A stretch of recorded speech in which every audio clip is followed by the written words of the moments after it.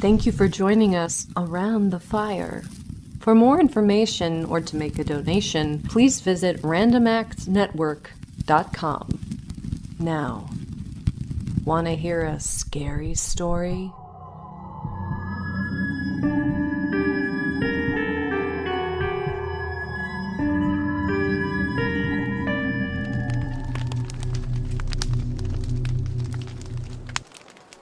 When I left the Royal Huts Inn to visit the Devil's Punch Bowl and Gibbet Hill, I passed along a wide straight road, the new high road between London and Portsmouth, and shortly came to the edge of the Punch Bowl and easted my eyes on its beauty. The fog, which had been heavy in London when I left on this mid-October morning, hung in the valleys so that the tops of the Surrey hills rose like islands from the sea of mist. And in the brilliant sunshine which glorified these upper levels softened and mellowed all the wide expanse of hill and dale and down which ranged between me and the southern coast. The hill gave steeply on all sides save the northwest, where the circular valley opened to the plain below. All the summer tints were chastened and mellowed. All the full colors which the sunshine had glorified now faded into the sere of autumn. The pink and purple of the heather were changed to rich amber and faded yellow, and the grasses and wildflowers had donned their winter garb, the hues of decay.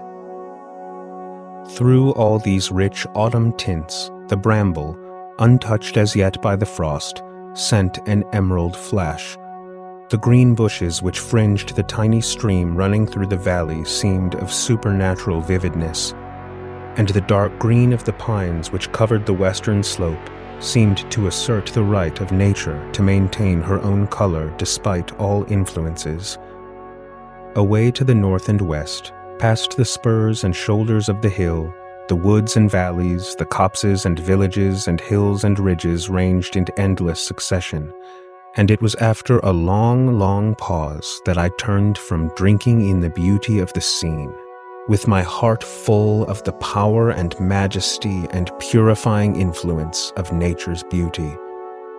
Here, said I to myself, at least the soul of man is elevated, and on this higher plane of nature's handiwork the evil of our hearts is lulled. As I turned, however, I started, for there beside me was a tombstone by the roadside, marking the spot where a century ago a poor man was murdered. But not only the stone was of interest, for there were 3 figures by it which would have arrested attention anywhere. They were only children. 2 were young girls about some 13 or 14 years. They stood on each side of the memorial, each with a slim brown hand resting on an elbow of the stone, looking at me gravely with long, dark, fathomless eyes. They were both very pretty, and their slim, girlish figures were draped in black of some shimmering material, with a wide belt round the waist and dark material wound around the head. The third of the group was a little boy of some 10 years old, with hair of spun gold, eyes like blue porcelain, and a winning smile on his rosy face. He wore a dark, blood-colored tunic. For a few seconds I stood looking at this group, they regarding me without the slightest movement. Then I spoke to them, making some remark about the beauty of the scene. One of the girls spoke, tapping the stone with her hand as she said, "Can you tell us anything about this stone, sir? We are strangers." "I am a stranger here myself," I answered, "but I think we will find it here." I proceeded to read aloud the inscription on both sides of the stone. When I read the word murder, they all 3 looked at each other, and then at me, and shuddered, and, strange to say, followed the shudder with a smile. I thought they might be frightened, and I hastened to add, "But you need not let that disturb you. It all happened 100 years ago, when the country was very different from what it is now." "I hope not," one of the girls said in a low voice. The little boy looked up at me with a laugh and said, "I suppose if there were a murder now, someone would be stuck up on Gibbet Hill." "You know all about it, I see," said I. "I'm going to the hilltop to see the memorial cross. Will you come?" "With pleasure," he said, lifting his cap in acknowledgement of my invitation. The girls bowed as well, and we all moved up the hill together. As we went, I noticed that the boy had one of his hands tightly clenched. "What have you got there?" I asked of him. He opened his hand and showed me a crumpled mass of earthworms, wiggling in their sudden freedom. "I love worms," he said. "Poor worms," said I. "Why not let them go? They would much rather be on the ground." "I shan't," was his only reply, as he shoved them back into the folds of his tunic. There were a lot of people at the cross when we reached the top of Gibbet Hill, beside abundant evidence of recent visitors in the shape of eggshells and newspapers, for the cross was a favorite picnicking spot.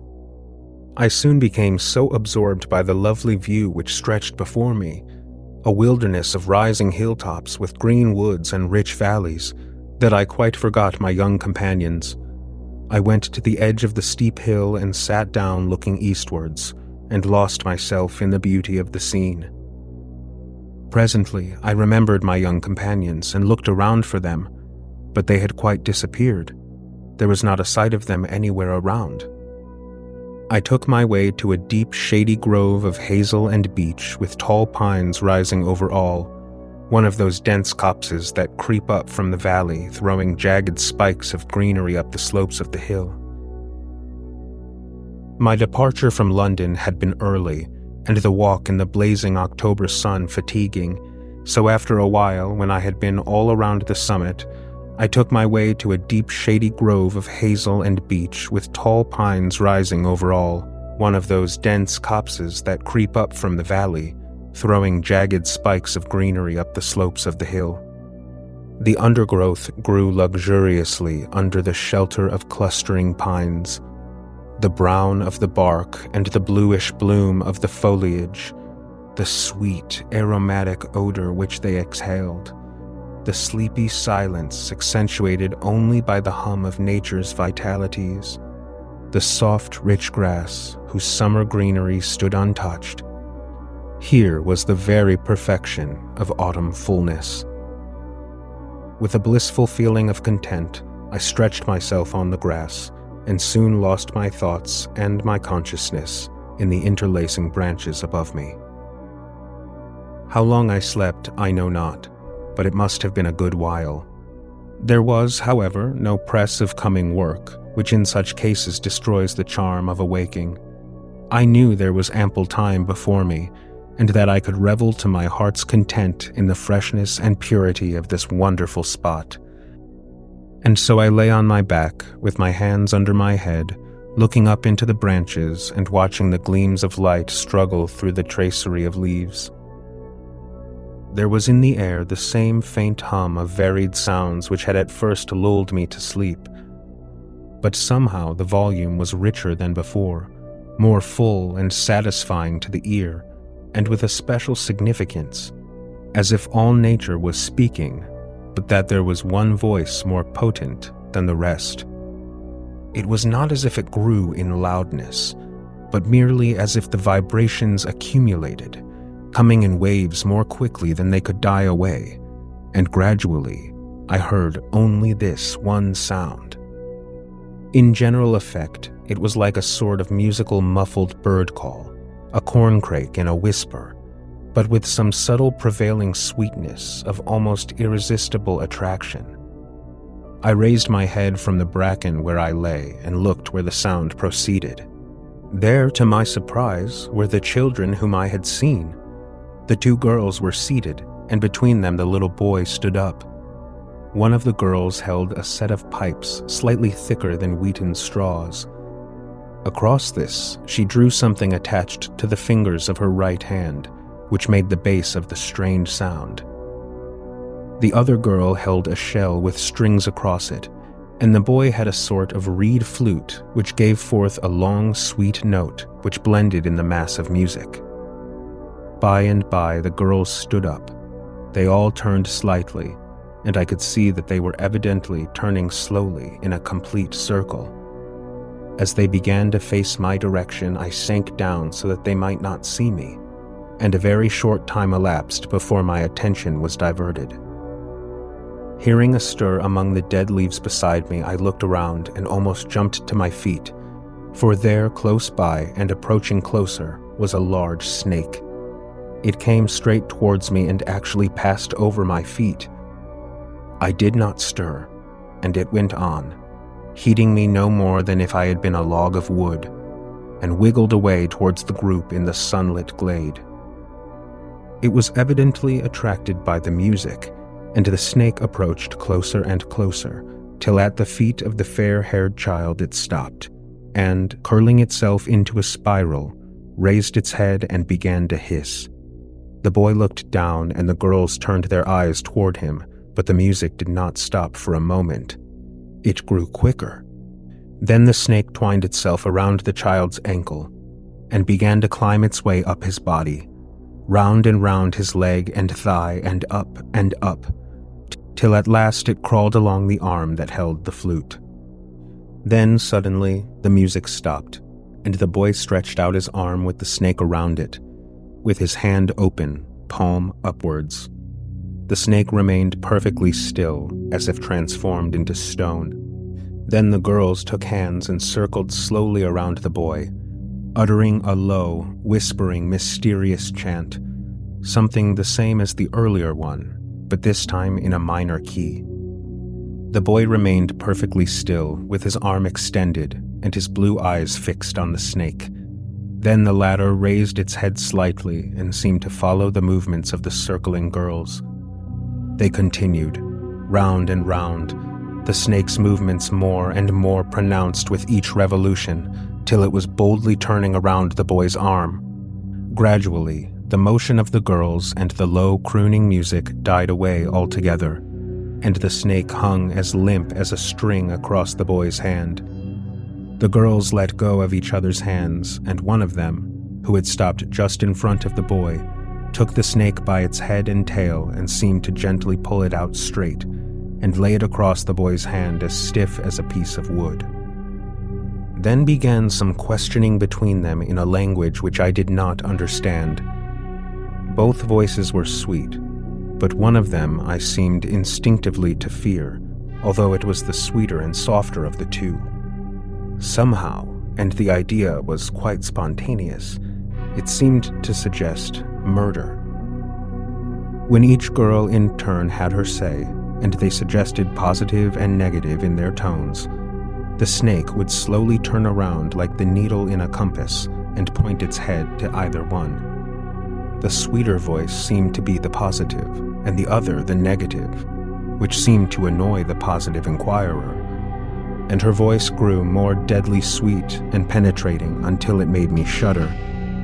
Then she seemed to get more and more enraged, for her eyes gleamed with a dark, unholy light, and at last came her question in a keen, thrilling whisper. The snake spun round quicker and suddenly came to a dead stop in front of the other girl. The disappointed one gave a fierce, short, sharp sound like a dog's bark, while a look of deadly malice swept over her face. At the same instant, the snake collapsed and hung as limp as before, and then slipped to the ground and lay there without motion, as if dead. The boy began to laugh.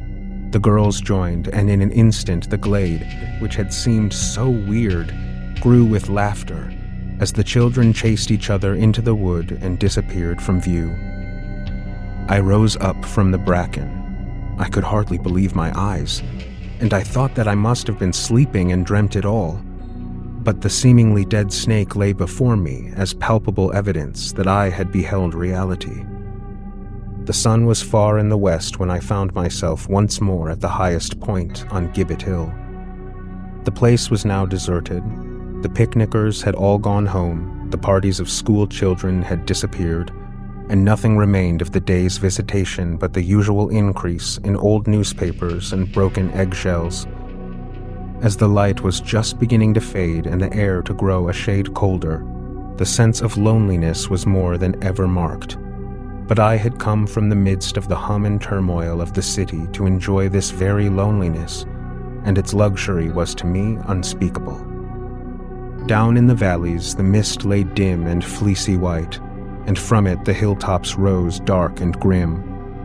A belt of cloud fringed the whole horizon, and above it stretched a sea of sulphur yellow, flecked here and there with little clouds of white, which, swimming high above the level of the hill, caught the last splendors of the sun, now obscured by the horizon.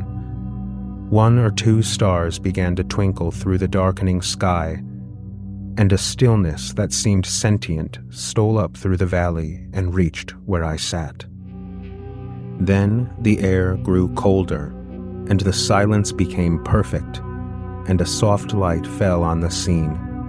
I sat on and leaned with my back against the great stone cross, and putting my hands behind me, wrapped my arms around its back so as to drink in the wondrous beauty in which I was immersed.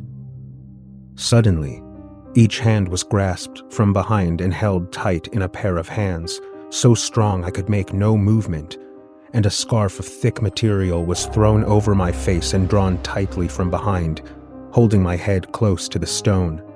My hands were tied around the wrists and drawn tight, and I took for granted that I was being prepared for robbery. I was alone, far away from everyone, and in the hands of men stronger than I was myself, secretly thankful that I had only a small sum of money with me. After a time which seemed long, but was probably a few minutes' duration, the scarf was pulled down so that my eyes were free, though my mouth was still covered and I was unable to cry out. There were the 3 children who had arrested my attention earlier in the day. They stood before me perfectly still and silent for a little while, their eyes being the only features which expressed consciousness or interest of any kind. The boy and 1 girl smiled on me with an amused superiority, while the other, who in the glade had exhibited such anger, smiled with a deadly cold hate which made me shudder. The latter then approached me closer, the others remaining still and looking on with their amused smile. She took from her waist, where it was concealed in the folds of her dress, a long, sharp dagger. She proceeded to flourish before me with extraordinary dexterity and rapidity. Its keen edge touched my skin, and the contact made me wince. Then she would dart towards my eyes till I could feel its cold point actually touching my eyeballs, and she would hurl herself at me with the point of the deadly weapon directed at my heart, but would stop just as it seemed that my last moment had come. I felt a cold chill, a strange numbness growing over me. My heart seemed to get cold and weak, colder and colder, weaker and weaker still, till at length my eyes closed. I tried to open them, succeeded, tried again, failed, succeeded, failed, and at length consciousness passed away from me. The last thing I remember seeing was the gleam of the long knife in the starlight. The last sound I heard was a low laugh from all 3 of the children. My consciousness struggled back into existence, and I opened my eyes. It was now much brighter, for a great yellow moon had arisen. A man was bending over me, shaking me roughly by the shoulder, while a lady stood by, looking on anxiously with her hands clasped. "He's not dead, George, is he?" I heard her say. "It is a mercy that you had the inspiration to come out and see the moonlight view, or he might have died of cold. He must have fallen asleep." "My heart," I murmured. "My heart," for it was icy cold. The past was coming back to me quickly now, and I asked him, "Did you see anywhere some children? 2 girls and a boy?" "Yes, hours ago as they went down the road on a tricycle," the man said. "They were laughing, and we thought them the prettiest and happiest children we had ever seen." "But why?" "My heart," I cried out again, for there was a coldness which seemed to numb me. The man put his hand over my heart, but quickly tore it away with a cry of terror. "What is it, George? What is it?" shrieked the lady. He stood back, and she clung frightened to his arm, as a large worm wriggled itself out of my chest, fell on the ground, and glided down the hillside into the trees below.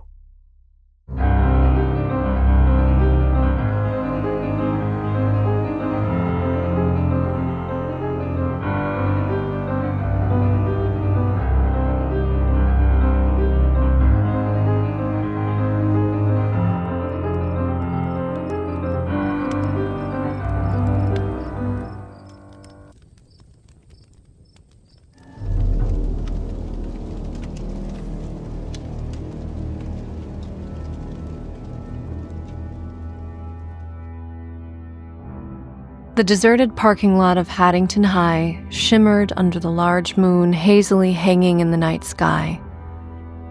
18-year-old Casey, a senior on the Palm Squad, had stayed late after a basketball game to organize the team's supply closet. She could still feel the electricity of the game and hear the sounds of the buzzer echoing in her ears, along with the laughter of her friends and the music of their routines. It had been a great night, and now Casey was exhausted and eager for sleep. It was a humid evening with the smell of wet earth saturating the breeze, and Casey cracked her window as she pulled out onto the main road. There hadn't been anyone else in the parking lot or any other car lights in her view, but just at the moment after she started driving, she saw a pair of headlights appear from seemingly nowhere and begin heading in the same direction. As the vehicle behind her passed under a streetlight, she could just make out the form of a red pickup truck. She figured it was someone else heading home late from the game, but couldn't ignore how strange it made her feel. She turned on some music and hummed along with it for a few minutes, hoping to see the headlights behind her turn off onto a side road, but still, the truck continued a few hundred feet behind her. She passed a speed limit sign, 45 miles per hour, and considered trying to add some distance between them. As her foot pressed the gas pedal closer to the floor, Casey's car accelerated to 55 miles per hour, and she felt a bit of relief as the glowing orbs of the pickup's headlights shrank behind her. But then, they started growing again, larger and larger, as the pickup matched and then exceeded her speed, slowly but surely diminishing the distance between them. "What the hell?" Casey muttered. As she crested a small hill, her headlights found another car a few hundred yards ahead of her. She pressed the gas pedal down further, reaching 60 miles per hour, and quickly pulled into the oncoming lane without signaling. Whipping around the car in front of her, Casey returned to her lane, satisfied with herself. It was probably nothing, she thought, but still, she felt a little better knowing that there was another car between her and that red pickup truck. But only a minute later, the car between them turned away, and Casey felt an immediate wave of discomfort as the headlights of the pickup glowed in her rearview mirror.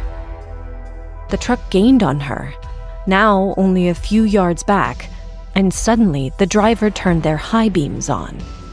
Casey's mirrors lit up as the entire car flooded with blinding light. "What the hell?" she cried as she squinted and gripped the wheel. The high beams remained on for what felt like an eternity before finally switching off, leaving her vision dotted with spots. Confused and disoriented, Casey tried to remember if she knew anyone with a red pickup.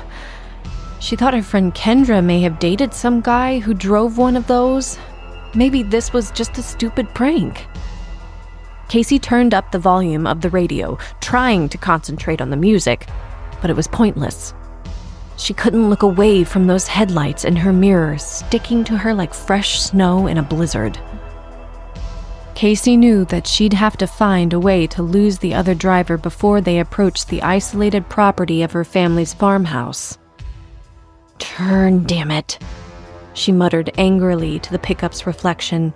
"Please just turn off somewhere."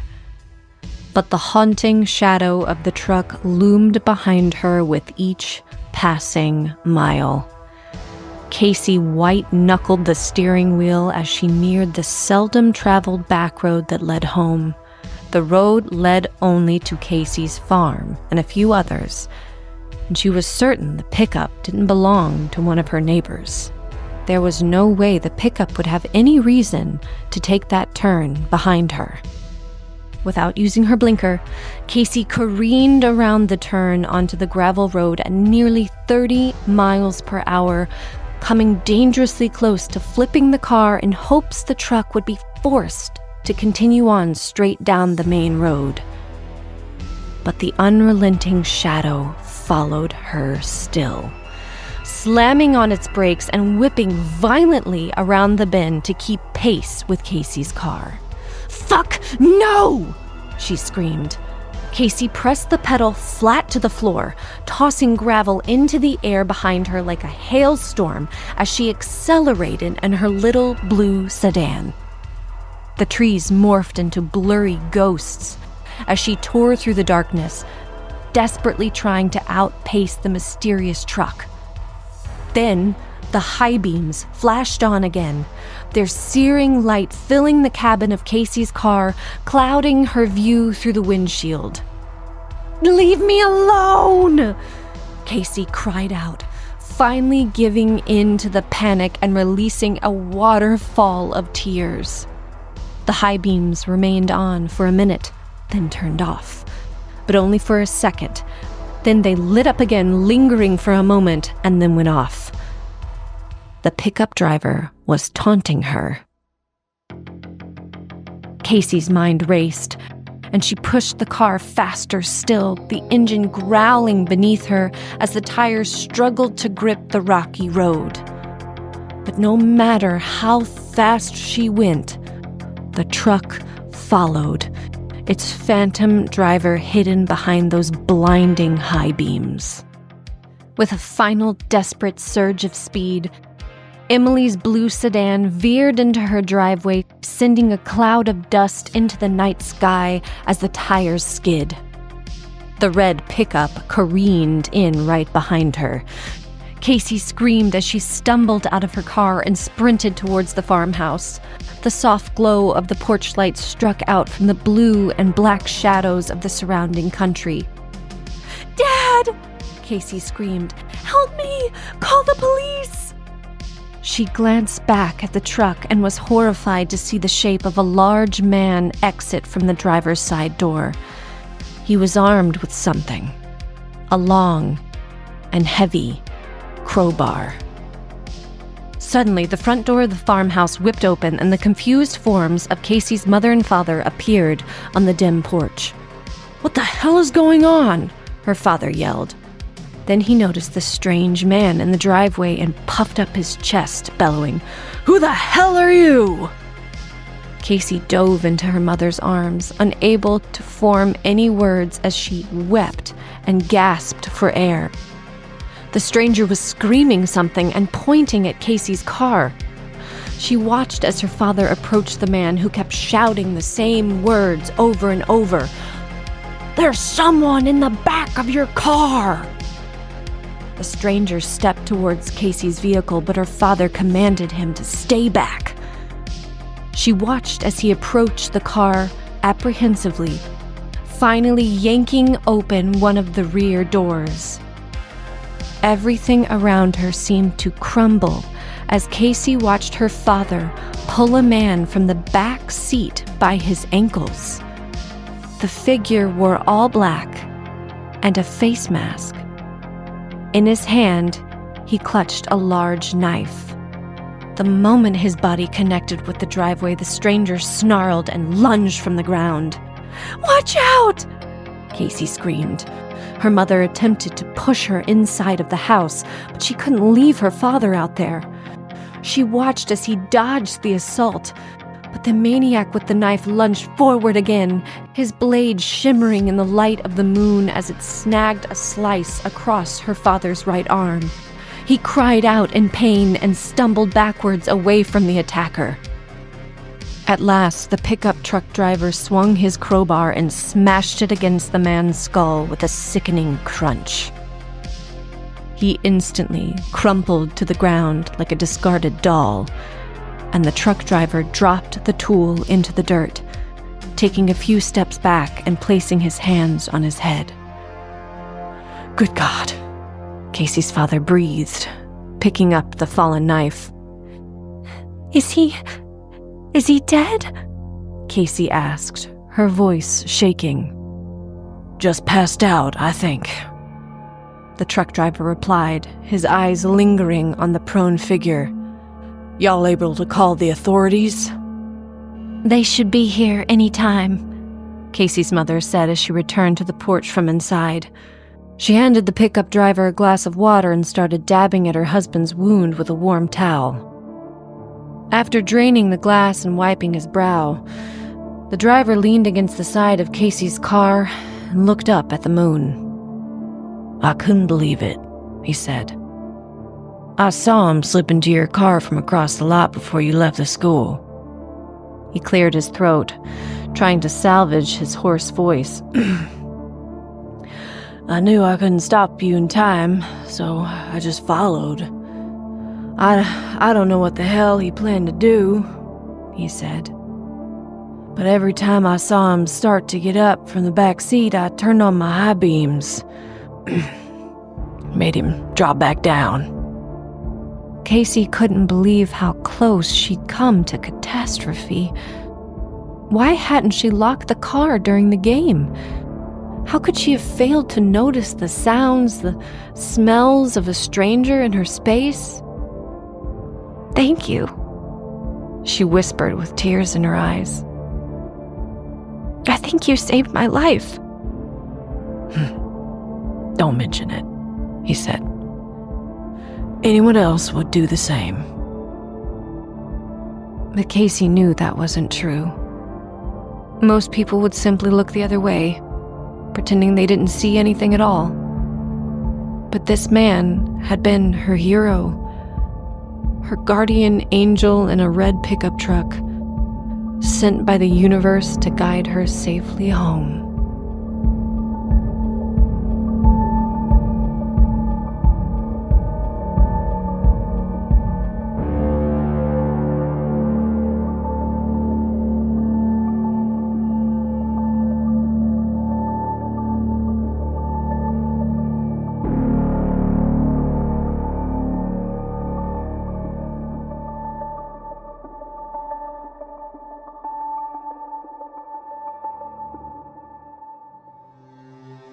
On a crisp autumn evening, a young couple named Emily and Mark were driving through the dense woods of northern Michigan.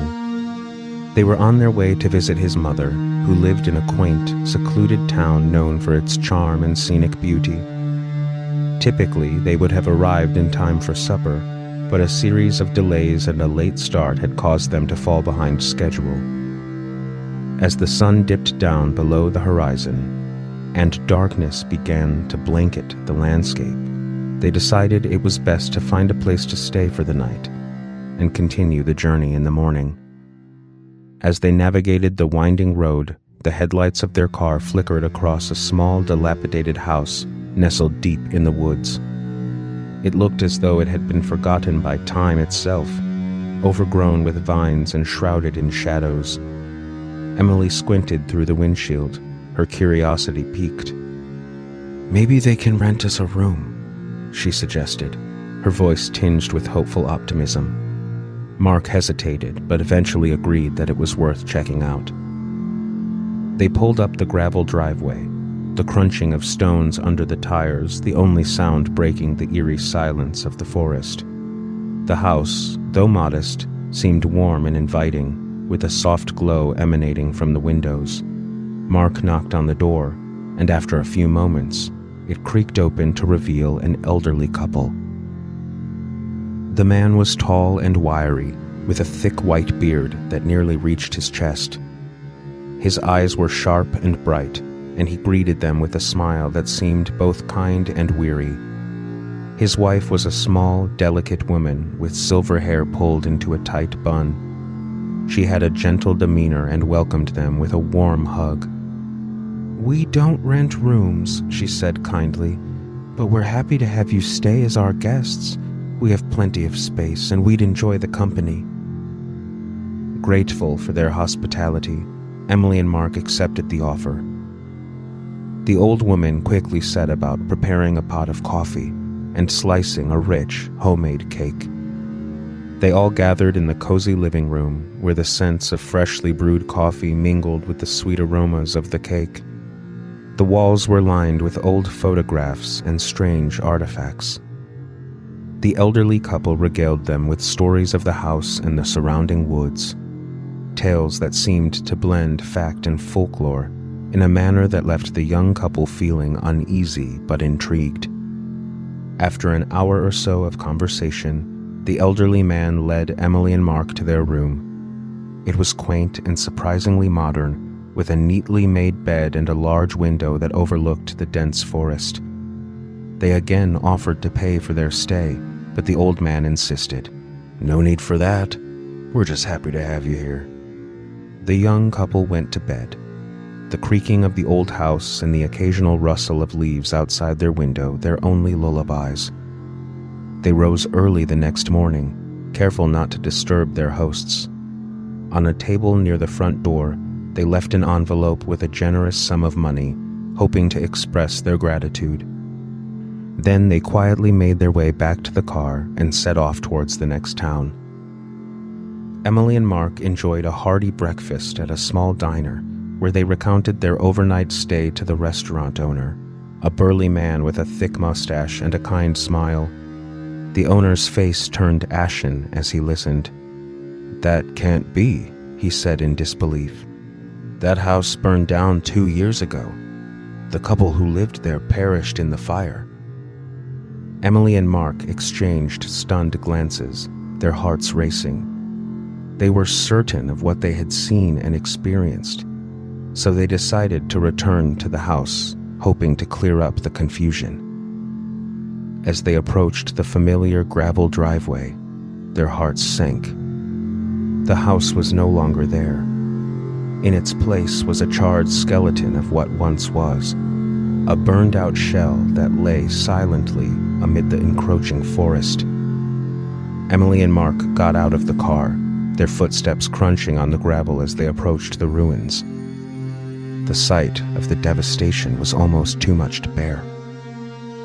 Mark noticed something unusual amid the debris and pointed it out to Emily. Among the scattered remnants of the house, a charred table lay partially burned under the ash and rubble. Emily's breath caught in her throat as she recognized the shape of the table. It was the very one they had seen by the front door. Mark knelt beside it and with trembling hands began to sift through the debris. A low, mournful cry escaped Emily as she saw what lay on the table. The envelope they had left behind the previous night was unmistakably there, partially scorched but still intact. Mark gingerly picked it up, his fingers trembling as he opened it. The money inside was still crisp and untouched by the flames. As they stood there, stunned and speechless, the air seemed to grow colder, and a faint whispering sound rustled through the trees, as though the forest itself was lamenting.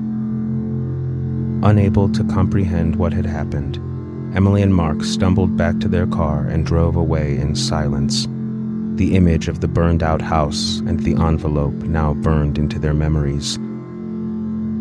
Their once mundane journey had become an encounter with the inexplicable, a night spent in a place where time and reality blurred, and a reminder that sometimes the boundary between the living and the dead is not as solid as it seems.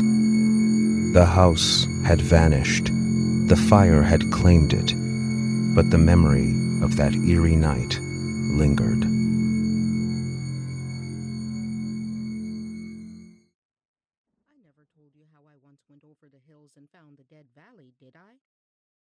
my old friend Olaf asked.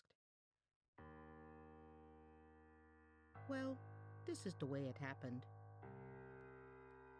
He was a curiously headstrong fellow, one who often joined me in the winter evenings to play chess together, and after some close, fierce battle had been fought to the finish, usually with my own defeat, we'd fill our glasses and pipes once again, and Olaf would share stories of his faraway, half-remembered days from before he went to sea.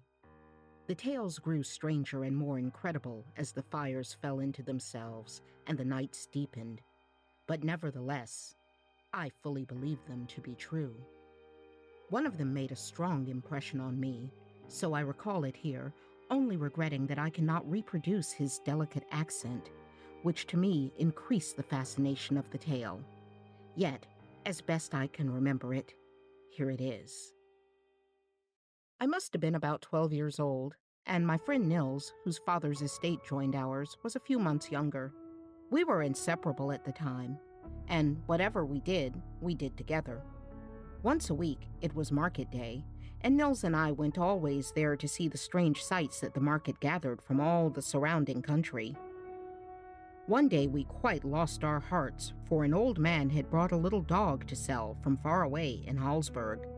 The round, woolly puppy was so funny that we sat on the ground and laughed at him, and he came and played with us in such a jolly way that we felt there was only one really desirable thing in life, and it was this little dog. But we had not even half the money to buy him, so we begged the old man not to sell him before the next market day, promising we'd bring the money for him then. He gave us his word, and we ran home very fast and implored our mothers to give us money for the little dog. We got the money, but we could not wait for the next market day. Suppose the puppy should be sold? The thought frightened us so that we begged and implored that we might be allowed to go over the hills to where the old man lived and get the little dog ourselves. And at last, they told us we could go.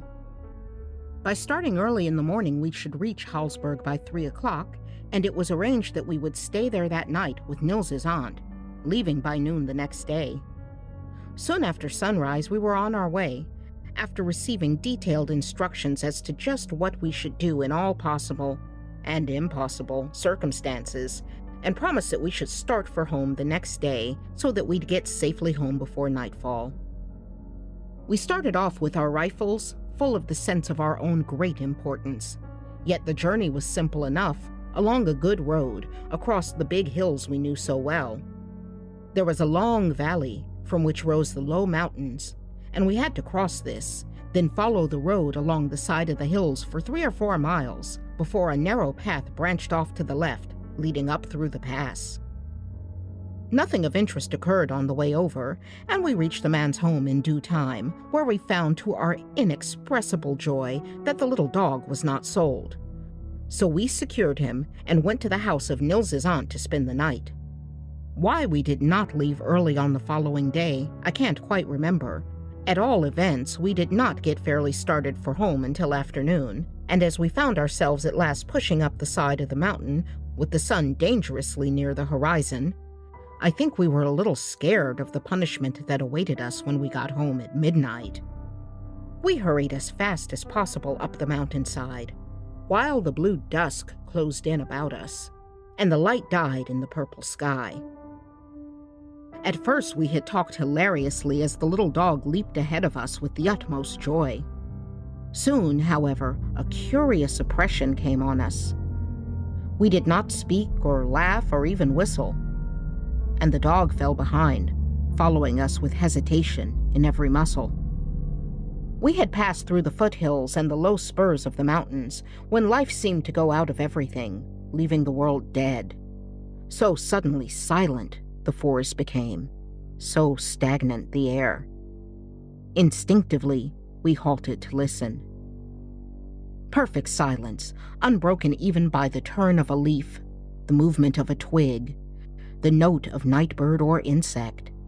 I could hear the blood beat through my veins, and the crushing of the grass under our feet as we advanced with hesitating steps that sounded like the falling of trees. This was silence in the absolute, and it crushed the mind while it intensified the senses. bringing down the awful weight of inextinguishable fear. And the air was stagnant, dead. The atmosphere seemed to lie upon us like the weight of the sea on a diver who ventured too far into its depths. Nils and I stared towards each other in abject terror, listening to our quick, heavy breathing. And the poor little dog we were leading justified our terror. The black oppression seemed to crush him even as it did us. He lay close on the ground, moaning feebly and dragging himself painfully and slowly closer to Nils's feet. Then, as we stood quaking on the bounds of madness, came a sound so awful, so ghastly, so horrible, that it seemed to rouse us from the dead spell that was on us. In the depth of silence came a cry, beginning as a low, sorrowful moan, rising to a terrible yell, culminating in a shrieking that seemed to tear the world itself asunder. In the pale light of the high stars, Nils was the embodiment of all possible human fear, quaking with his jaw fallen, his tongue out, his eyes protruding like those of a hanged man. Without a word, we fled, the panic of fear giving us strength, and together, the little dog caught close in Nils's arms, we sped down the side of the cursed mountains. Anywhere, we had but one impulse: to get away from that place. So under the black trees, we leaped down the mountainside, regardless of path or landmark, straight through the tangled underbrush, across mountain streams and boggy marshes. Our only course was downward. How long we ran, I have no idea. But eventually the forest fell behind, and we found ourselves exhausted on the dry, short grass among the foothills, panting like tired dogs. It was lighter here in the open, and we looked around to see where we were and find the path that would lead us home. We looked in vain for a familiar sign. Behind us rose the great wall of black forest on the flank of the mountain. Before us lay the undulating mounds of low foothills, unbroken by trees or rocks. And beyond, only the fall of black sky bright with white stars that turned its velvet depth to a glowing gray. As I remember, we did not speak to each other once. The terror was too heavy on us for that. But by and by we rose simultaneously and started out across the hills. Still the same silence, the same dead, motionless air that was at once sultry and chilling. A heavy heat struck through with an icy chill that felt like the burning of frozen steel. Still carrying the helpless dog, Nils pressed on through the hills and I followed close behind. At last, in front of us, rose a slope of moor. We climbed it wearily, reached the top, and found ourselves gazing down into a great, smooth valley, filled halfway to the brim with what? As far as the eye could see stretched a sea of ashy white, motionless like water and faintly phosphorescent. If it were possible, I think that sea of velvet fog struck even greater terror into my soul than the deadly cry. It was so ominous, so impossible, so utterly unreal, so phantasmal. A dead ocean lamenting under the luminous stars. But there was no other way home, and our abject fear was shattered by the mad desire to get back. So we started down the slope to the sea of milky mist. Where the sharp and distinct stems of rough grass ceased, I put one foot into the ghostly fog. A chill as of death itself struck through me, stopping my heart, and I threw myself backward on the slope. At that instant came again the shrieking cry, closer and closer, right in our ears, in our very selves.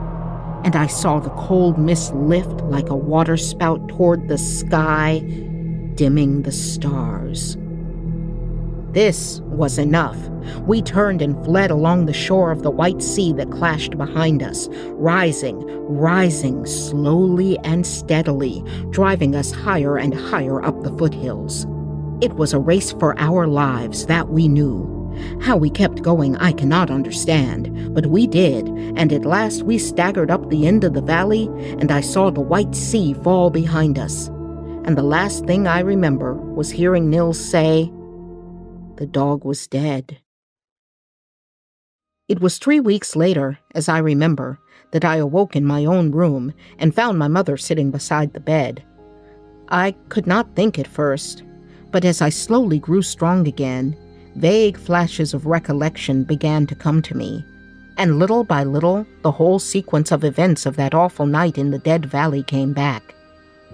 I was told that 3 weeks before, I had been found in my own bed, raging sick, and that my illness grew fast into brain fever.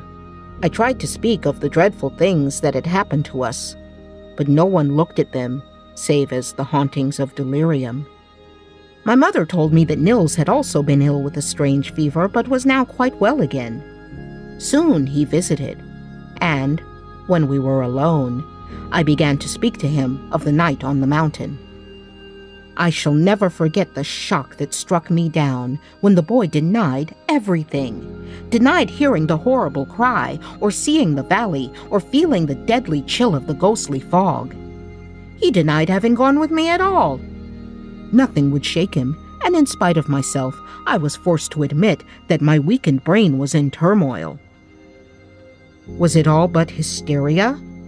Or had the horrors of the Dead Valley blotted Nils's mind into blankness?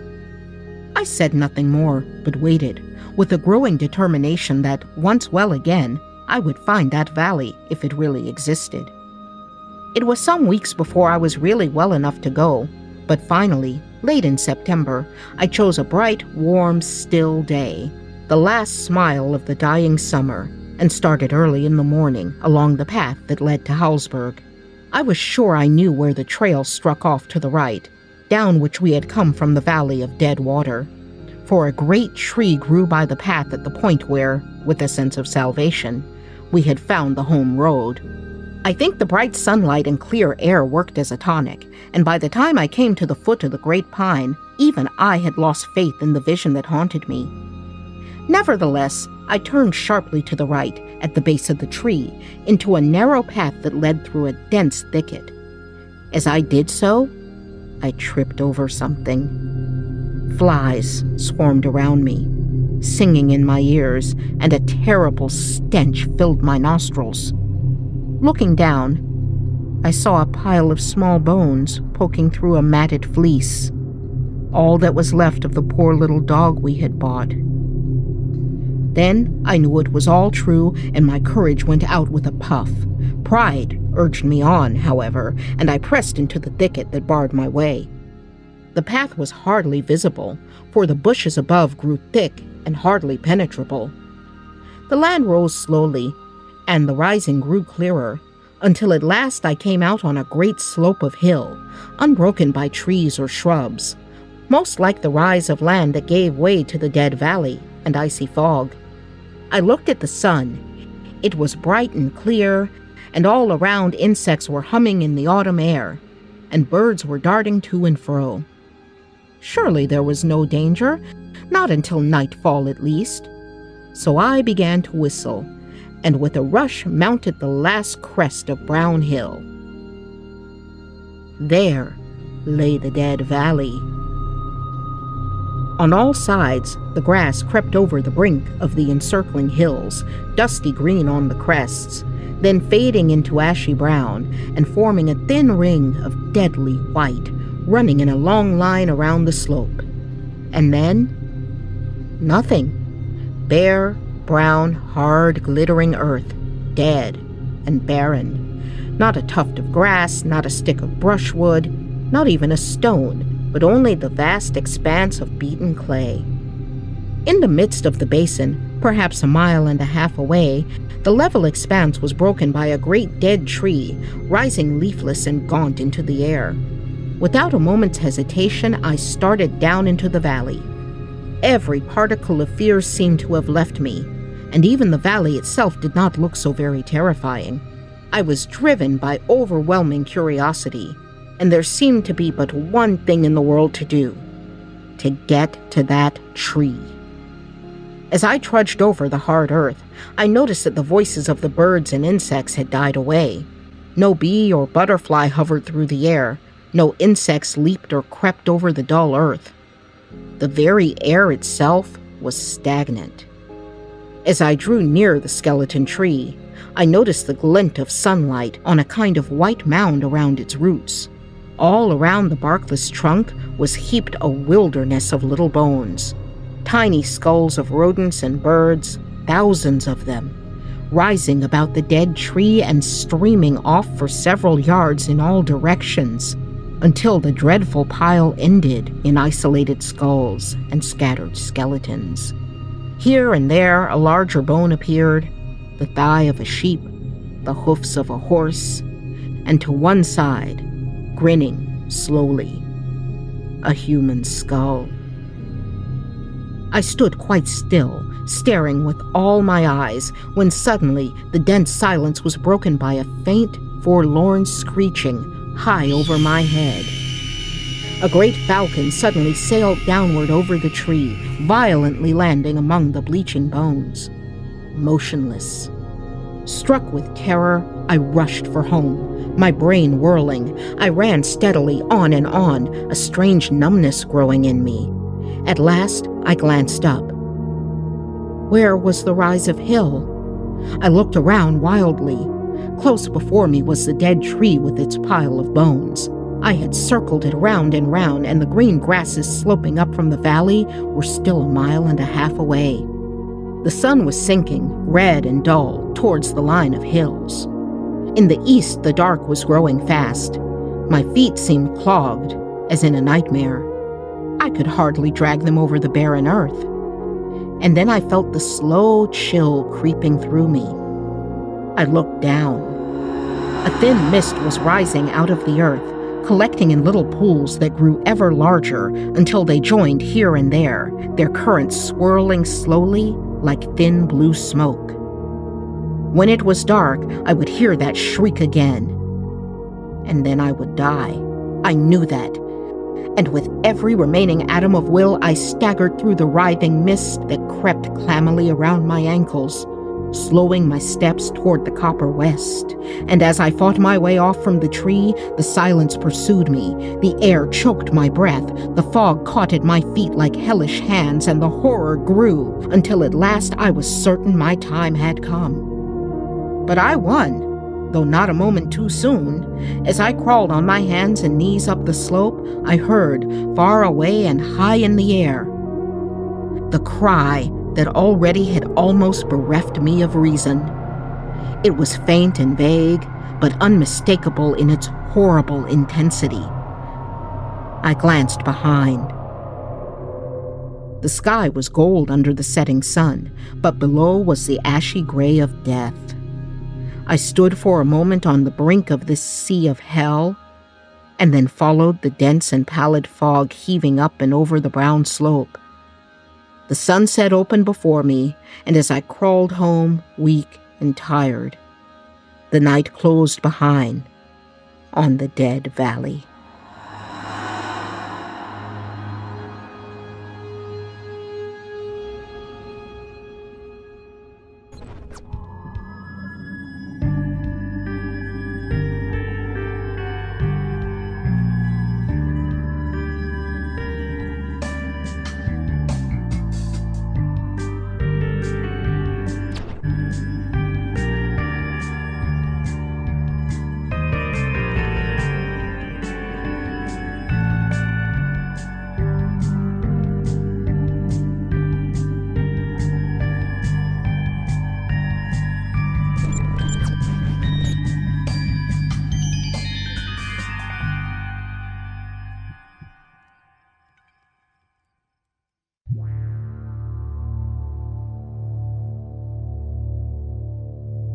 The laughter of her friends echoed in the chilly night air as Sally hugged them one by one, feeling the warmth of their bodies against her own.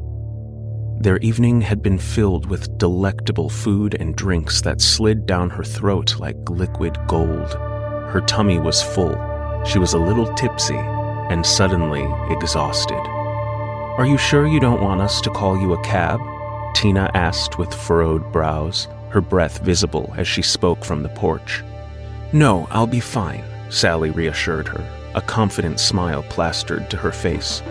"It's not even 20 minutes on the subway, and they've got security walking around." In reality, Sally didn't feel as confident as she sounded, but she didn't want to trouble her friends any further, nor could she afford the expense of a cab. "All right, if you say so," Tina replied hesitantly, still not entirely convinced. "Just call me when you get home, okay? I'm staying up until I hear from you." "Will do," Sally promised, offering a final wave before turning towards the direction of the train station. The shadows cast by the towering buildings loomed over her as she navigated the maze of empty streets. Sally would never get used to the way one could find themselves in another world entirely, just a stop or two away from home. She quickened her pace as the icy wind howled through the concrete canyons, the only sound at all aside from her heels taking turns against the pavement. Rounding a corner, Sally caught sight of the familiar entrance to the subway station. Grimacing, she descended the steps into the bowels of the underground. As she reached into her bag for the train pass, she found herself talking aloud. "Just a few stops," she told herself. "I'll just wait by security until the train arrives." The flickering fluorescent lights cast distorted shadows across the platform, and as she got closer, Sally's heart sank. The security office, her only source of comfort, was empty and dark before her. Where are they? Sally wondered, her heart pounding in her ears. She glanced around, anxious to appear calm and cool in case any strange eyes were following her. Yet, she saw nothing but the vacant benches and glowing ticket machines and clusters of trash and papers decorating the ground. She scanned her pass and went through the gates, which elicited a two-tone sound of acknowledgement that echoed through the empty station. As she reached the escalators, she found that they had been turned off, so she hurried down the stairs 2 at a time, reaching the empty platform in seconds and glancing around once again for any sign of the security officer. But there was no one. Nothing. Even the screens which displayed train arrival times were blank. Maybe Tina was right, Sally admitted silently, regretting her quick dismissal when her friend expressed concern. She glanced at her watch, counting the seconds as they ticked by, each one stretching on for an eternity. A sudden gust of wind swept through the station, creating a blizzard of loose debris and nearly snatching Sally's spirit from her body entirely. Then her terror gave way to relief, which in turn morphed into disappointment as she realized the arriving train was headed in the opposite direction.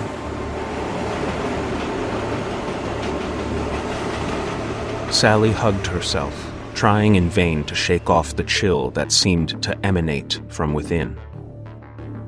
As she waited, her eyes darted around nervously, searching for the approaching train as the other continued on its way, with no sign of anyone in its green windows at all. She hadn't even noticed an operator in the front car. In the distance, she caught a glimpse of movement, and after allowing her eyes to focus on the faraway shadows, she spotted a figure at the other end of the platform. The dark, hulking shape swayed side to side as it moved forward slowly, and for a moment, Sally considered that the shadows themselves had come to life before her. The figure grew nearer and nearer, slowly shuffling and swaying along, and still with no discernible features. Sally's breath caught in her throat as she considered heading back upstairs for security, but she didn't want a chance missing the train. She clenched her fists tightly as beads of sweat formed on her brow. With a quick glance, she confirmed that the shadow was getting closer and closer. Then, a distant rumble tickled Sally's ears, and she eagerly looked into the tunnel at the headlights speeding toward her like a shooting star. Looking back, she saw the mysterious figure was only a few hundred feet away and was coming directly for her. "Come on, come on, come on," she said, watching the gleaming silver cars grow closer and closer. Suddenly, The dark figure was directly beside her, and she screamed, hurling herself into the nearest train car just as the doors slid open with a deafening hiss. "You got $1?" a raspy voice asked from behind her. Startled, Sally whirled back around to find herself face to face with a disheveled woman, buried inside of a massive, tattered coat, with its large hood pulled over her matted hair in protection. "Sorry, dear. Didn't mean to scare you." With shaking hands, she fumbled through her bag for a few singles. Yeah, she stammered, trying to force a polite laugh that presented more as a choking grunt. "Don't worry about it. I'm just a little jumpy, I guess." "Thank you, dear." The woman took Sally's offering gratefully and shared a sweet smile in return. "You get home safe now." With another hiss, the door between them closed, and the train jolted back into movement. Sally sighed in relief as the exterior became a blur of flickering lights and reflections and shadows, and settled into a seat nearby. Like the station, the car was empty, as were the ones in front of and behind her from what she could see. She may have been the only passenger on the entire train.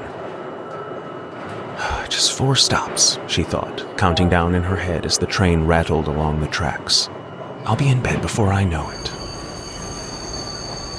The screech of the train pulling into the next station split the air, drowning out the rhythm of its wheels on the tracks. The doors slid open to admit a trio of young men in messy suits, their laughter and slurred speech announcing their arrival before they even staggered into view. They lurched through the doors, arms wrapped around each other for support, practically carrying the man in the middle, who could barely stand. "Look at this guy," one of them hooted, his words thick with drunken mirth. He seemed to be missing his necktie. "Can't handle his liquor." "Easy, man," said the other one doing the lifting. Though he still wore a tie, this fellow had accessorized his dress shirt with a few dark stains, and the pant of his right leg was tucked into his sock. The man in the middle sat limp as his eyes rolled wildly in their sockets, then locked onto Sally with a sudden intensity that made her blood run cold. Panic clawed at her, but she refused to let it take hold. Instead, she pulled a novel from her bag, burying her face between its pages in an effort to escape his gaze. "Don't let us bother you, miss," No Necktie said with a sheepish grin. "He's just had a bit too much." Sally tried to focus on the words in front of her, but found herself unable to make sense of the jumble of letters, her eyes scanning over the same line over and over, comprehending nothing. "Shouldn't have let him drink so much," the other muttered, shaking his head. "But I guess that's how we learn, right?" Sally risked a glance up from her book, relieved to find the man in the middle had nestled his head onto the shoulder of the man beside him.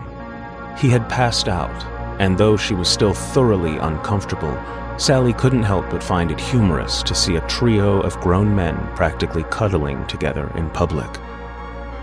The subway train came to a stop at the next station, and the man in the stained shirt gently lifted his friend's flaccid head towards the other. "Sorry, buddy, this is me. You good to take care of him?" "Of course," No Necktie responded, grinning again with a flashing glance in Sally's direction. "See you later." As the car jolted into movement once again, the book slipped from Sally's grasp, landing on the floor directly in front of the pair. She quickly stood and plucked it up from the floor, wiping away the mysterious fuzz that now stuck to its cover. "Sorry, excuse me," she mumbled, shifting back to her spot. Though she was tempted to find another seat further away, she didn't want to draw any extra attention from the men. "You ever drink too much?" the conscious man asked Sally. She had no desire to respond, but couldn't risk escalation. "Don't underestimate the anger of a man ignored," Tina often reminded her. "No, not really," she said meekly. "I don't mean to be rude, but I'm really close to finishing my book." The man's smile widened. "Come on, that ain't true. Pretty girl on the train this time of night had to be getting into some trouble." Sally held her breath. staring at the page before her as she tried to recall which stop they were at without looking up. She couldn't wait to bail for the safety of her apartment. Whatever, the man said. He'll be just fine, just needs to sleep it off. Yeah, Sally stammered, forcing a tight-lipped smile. I get it. He paused, and she knew he was watching her as she kept her eyes on the book in front of her.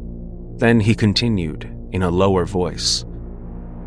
You know, you'll never finish that book there if you don't turn the page.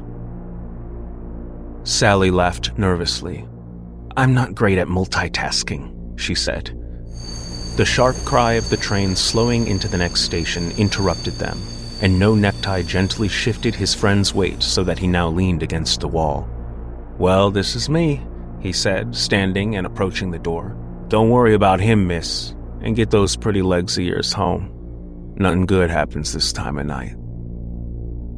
As the doors slid shut behind the departing drunk, Sally found herself alone with the unconscious man, silently slumped against the window as the train continued towards its next destination, Sally's stop.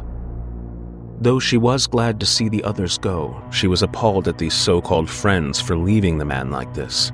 He was practically dead weight, and they abandoned him on the plastic bench like a forgotten glove. Sally wondered if she could get the operator's attention when she left the train, or if there might be security patrolling on the next platform.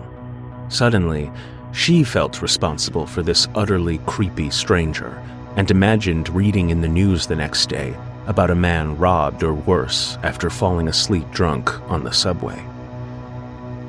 She had almost placed her book back inside of her bag when she was hit by a sudden wave of terror.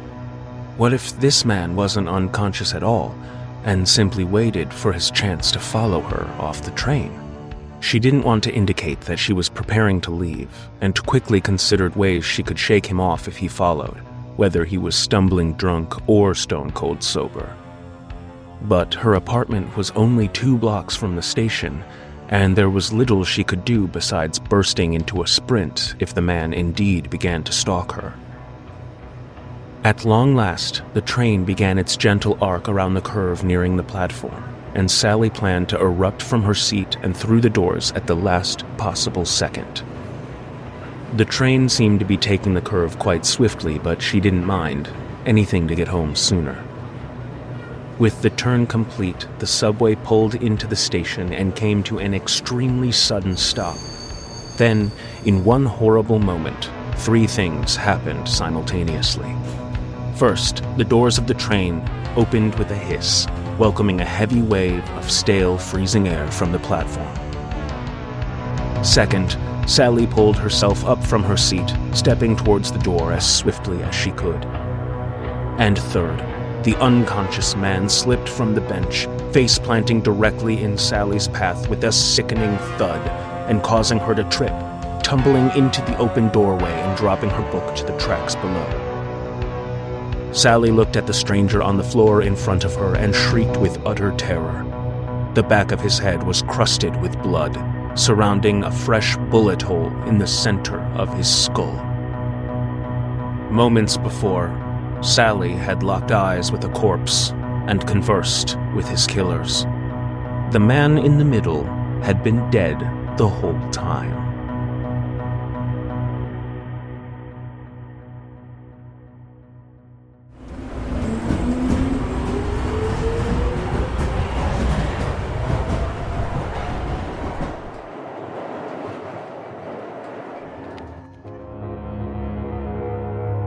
Jack and Emily, a brother and sister, both in their early 20s, were on their way to visit their grandmother. It was supposed to be a simple trip, an afternoon drive through the countryside, but Jack had insisted on taking a shortcut through the woods. Emily, always the more cautious of the two, reluctantly agreed. The road soon turned narrow and winding, flanked by dense trees that twisted and stretched closer and closer. The sun vanished behind the crooked branches above, and with it any sense of direction. The siblings drove on in uneasy silence, neither one willing to admit just how anxious they felt.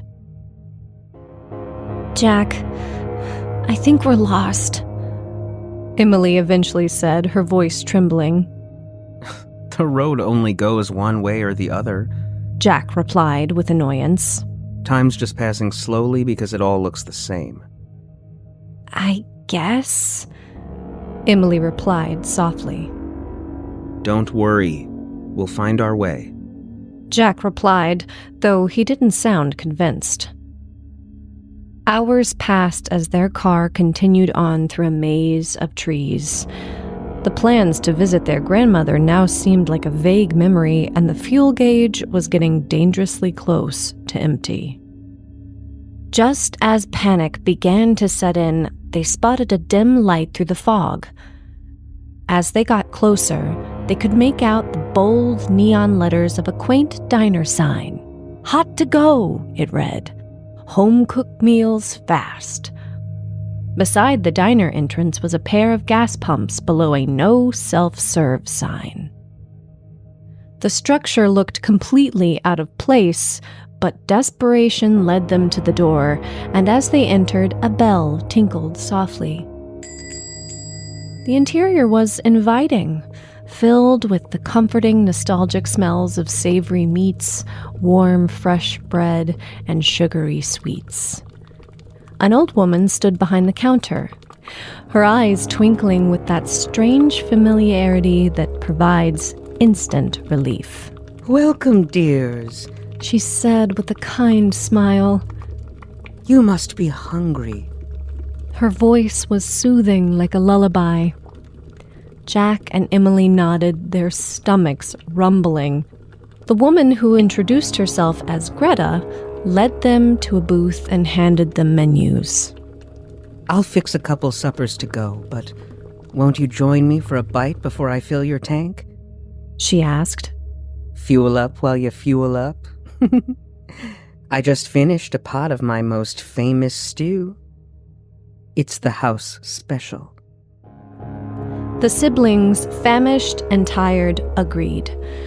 They watched as the woman stepped behind the counter where a massive vat of stew boiled over a small fire. With a cheerful smile, Greta ladled a large helping for each of the siblings and returned to the table in a cloud of steam. The aroma was intoxicating, a mix of fragrant spices that made their mouths water. Chopped vegetables and heavy chunks of meat danced in the thick and bubbling red broth. Jack took the first bite and couldn't help but groan with pleasure. "Holy cow," he said, shoveling more into his mouth. "This is amazing." Emily followed suit and nearly danced in her seat as the flavors exploded across her tongue. Somehow sweet, savory, and spicy all at once, but not overwhelming. Neither of them normally cared for spicy foods, but Greta's stew was intoxicating. They ate ravenously, their hunger growing with each bite. The more they ate, the more they wanted. The broth coated their mouths, lubricating their throats, a greasy, slick sensation that left them both craving and repulsed. They couldn't stop, their hands mechanically scooping chunks of tender meat and soft vegetables and tearing into the bread, soaking it in the broth to make swallowing easier. Before long, their limbs felt heavy. Their heads began to swim. The diner seemed to shift and pulse around them, like a hidden heartbeat in the walls. Colors blurred and sharpened around them, the lights coming in and out of focus, like the air above was filled with shooting stars. Jack's tongue felt almost too thick to speak. "I don't feel so good," he slurred. Emily nodded, her eyes wide with fear. But they couldn't stop. They continued painfully shoveling spoonfuls of stew into their mouths as Greta appeared with a fresh pot and loaf of bread. They ate and ate, chewing and swallowing, gulping and nearly choking. And with every bite, they felt more and more energy draining from their bodies. When Greta returned with yet another helping for each of them, the siblings noticed that the old woman was looking much more youthful now. Her wrinkles had been smoothed away, and the color of her hair emboldened. Even the diner itself seemed to be transforming around them into something newer, cleaner. Jack and Emily exchanged a dazed glance as creeping horror settled in. And Emily tried her best to push the bowl away. But it was like the spoon was glued to her hand. Jack tried to stand, but his butt wouldn't budge from the bench below. Oh, you can't leave yet, my dears. Greta grinned widely, her eyes sparkling like the lights around her. You haven't finished your supper. It seemed impossible. But as the siblings consumed the stew consumed the siblings, stealing away their youth with every slurp and swallow. Greta was even younger looking now, barely older than the pair of siblings themselves. But now, Jack and Emily looked much older than they were, with gaunt, leathering skin and sunken eyes. The lights stopped glittering, and the diner's walls stopped pulsing as the edges of the room began to darken and swirl. To Emily's horror, Jack face-planted into his soup, the air bubbles rising to the top of the bowl, coating his bangs with broth. Her brother twitched in his seat, but he couldn't raise his head from the bowl. He was too weak. His entire body was lead, unable to support the heavy boulder that was now his head. In a matter of seconds, he would drown. Using every ounce of energy she had, Emily threw herself forward, freeing Jack from certain death and knocking both bowls to the floor where the stew splashed everywhere. The broth sizzled and burned through the linoleum like acid, emitting a horrible stench of decay. And Greta screamed as if her own body was being burned. You ungrateful brats. She hissed, advancing on them. As her face twisted in fury, the mask of youth came loose, and the old hag beneath was revealed once again, her bony hands stretched and twisted into wicked claws, and she lunged for them with shocking speed. Jack and Emily were slowly regaining their energy, and Jack finally broke free from the weight that had held him down. He grabbed Emily's hand, helping her to her feet, and they stumbled together like drunks towards the door as their muscles fought desperately to awake. But with every step they took, the door moved further and further away. Greta's wicked cackling echoed through the never-ending diner as the rotten stench of stew saturated Jack and Emily's nostrils. I can't go any further, Emily cried, falling to her knees. I'm sorry, Jack. Jack knelt beside her, wrapping his arms around her. We have to try, Em. We can't give up. With a wave of Greta's hand, Jack was flung backwards, thrown through the air across the room and crashing painfully into a table. Its legs gave way, and the wooden tabletop smashed into the floor below him, sending splinters across the floor. Jack was momentarily stunned by the onslaught of excruciating pain. He tried to breathe, but his lungs pulled no air. Greta's face filled with devilish joy as she watched the boy struggle to find his breath, twitching atop the remnants of the table. You make the most delectable dessert, she hissed. But Emily appeared right behind the woman, swinging a chair with all of her might and shattering it against Greta's back, who shrieked in agony, whipping around. You little bitch! She bellowed. Utterly enraged, Greta closed in on Emily, who had accidentally backed herself into a corner. Jack was still struggling to pull himself up from the floor. She had to think of something. "Stay away!" Emily cried, pulling the necklace from beneath her shirt. It was her grandmother's pendant, a small, pure silver charm that supposedly provided luck and protection, and though she didn't really believe in that stuff, she always felt better when she wore it. Greta hissed like a snake, recoiling. Behind her, Jack slowly and silently crawled towards the counter. "You're powerless against the symbol of love and protection," Emily cried. But Greta burst into a fit of cackling laughter. You think I give two shits about your dime store trinket? She got closer and closer. Her crooked, sharp nails extended for Emily's face. Just in time, Jack burst from behind the counter, smashing a pair of pots and pans into the old woman's temples before dropping them with a clattering bang to the floor.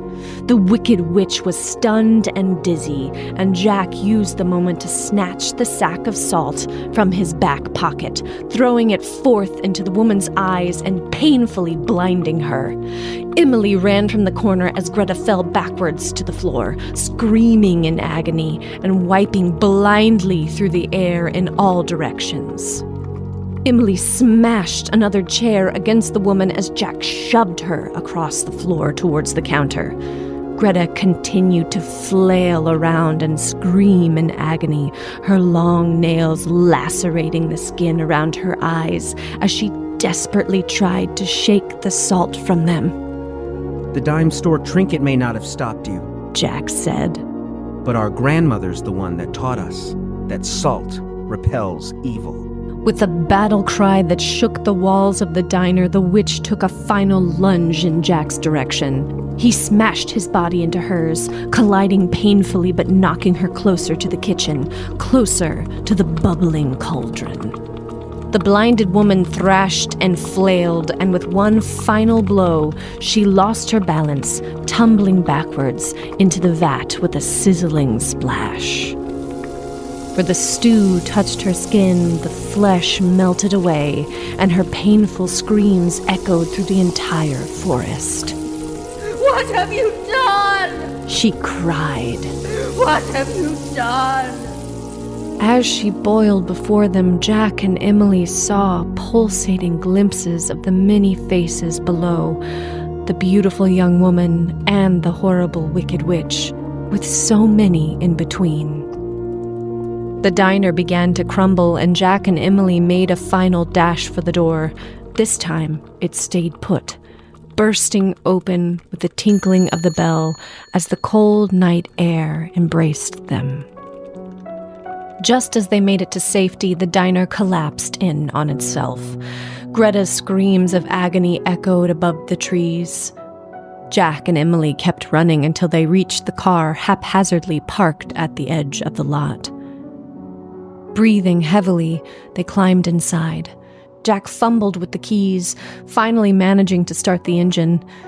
Strangely, the fuel gauge now rested just above half empty, and the fog began to lift as they pulled away.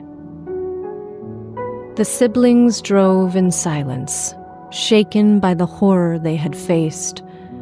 They didn't know what to do other than continue on to their grandmother's house, where they found the kindly old woman waiting up for them with open arms. The pair didn't want to worry her, though, at least not so late at night, so they explained away their extended delay as a mistaken wrong turn that got them lost. You rest your weary heads and we'll talk more in the morning, Their grandmother said. Sounds perfect. We can catch up over coffee on the porch or have a picnic by the pond. She was so excited to see her grandchildren, and they were happier to see her than she could possibly know. You two just think about what you'd like to eat, she said. and I'll make us something hot to go. Jack and Emily looked at each other, terror-struck by the familiar phrase. Then Emily shook the fear off and smiled back at her grandmother. As long as there's not any stew.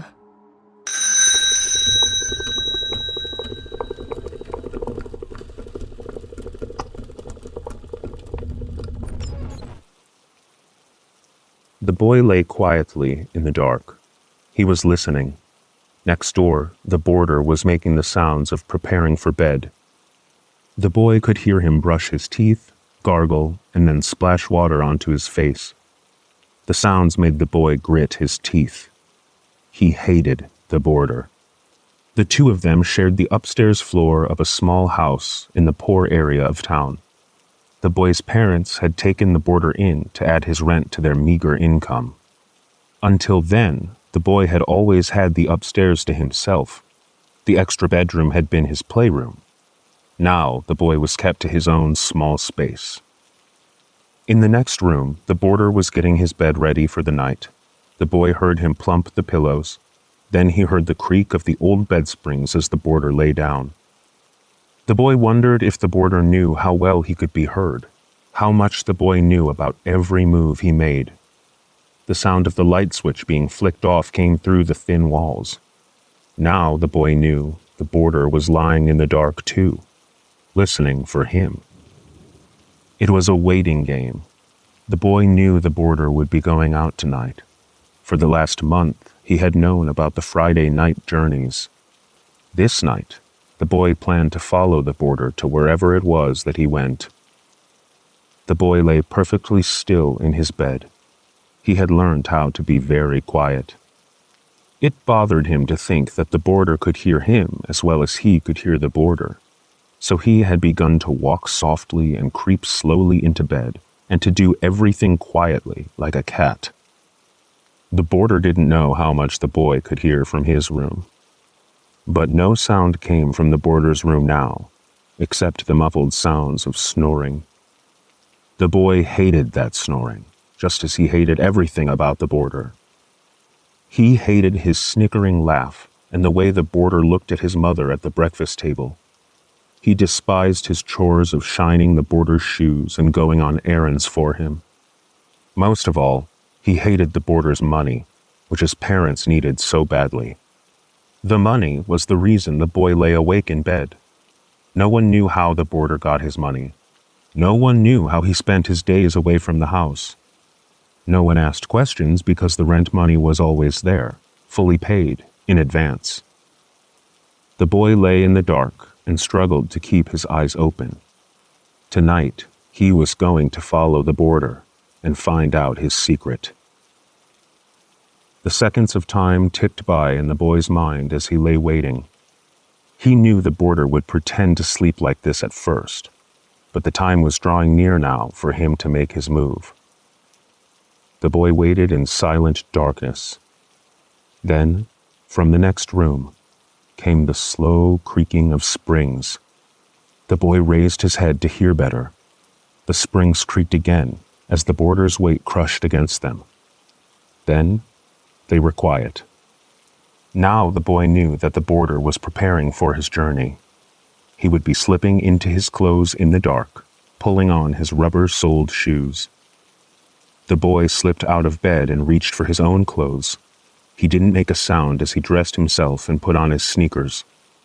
He tiptoed over to the window in his room and pressed himself against the wall. He was ready. The window in the boarder's room slid open with a slight scratching noise of wood against wood. The boy stared sideways out his window. He watched as two legs quietly and carefully made their way across the small balcony outside the window. Then they disappeared. For a few seconds the boy heard no sound.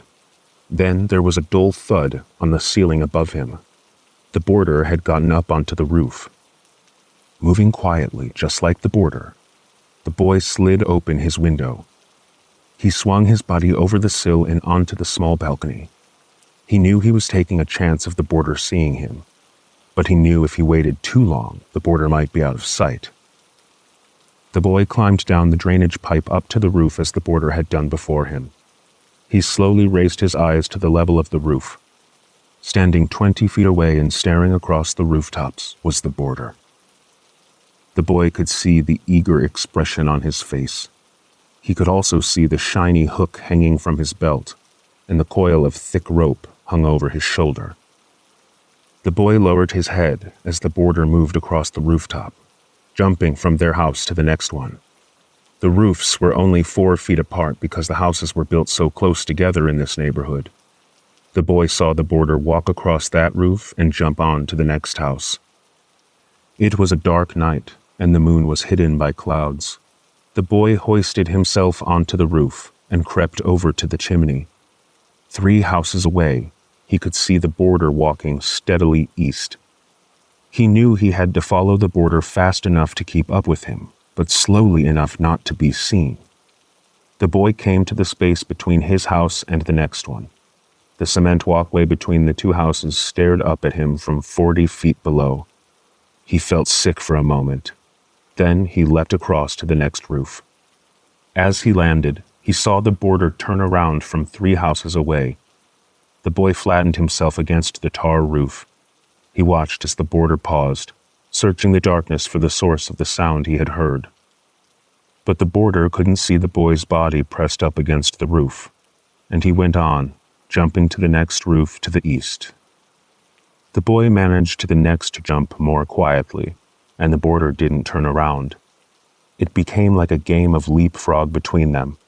The boarder jumping, then the boy jumping 3 houses behind him. The boy learned not to look down at the black, gaping spaces between the roofs. His face, too, took on an expression of eager excitement. Ahead, the boy could see that they were coming to the end of the block of small houses.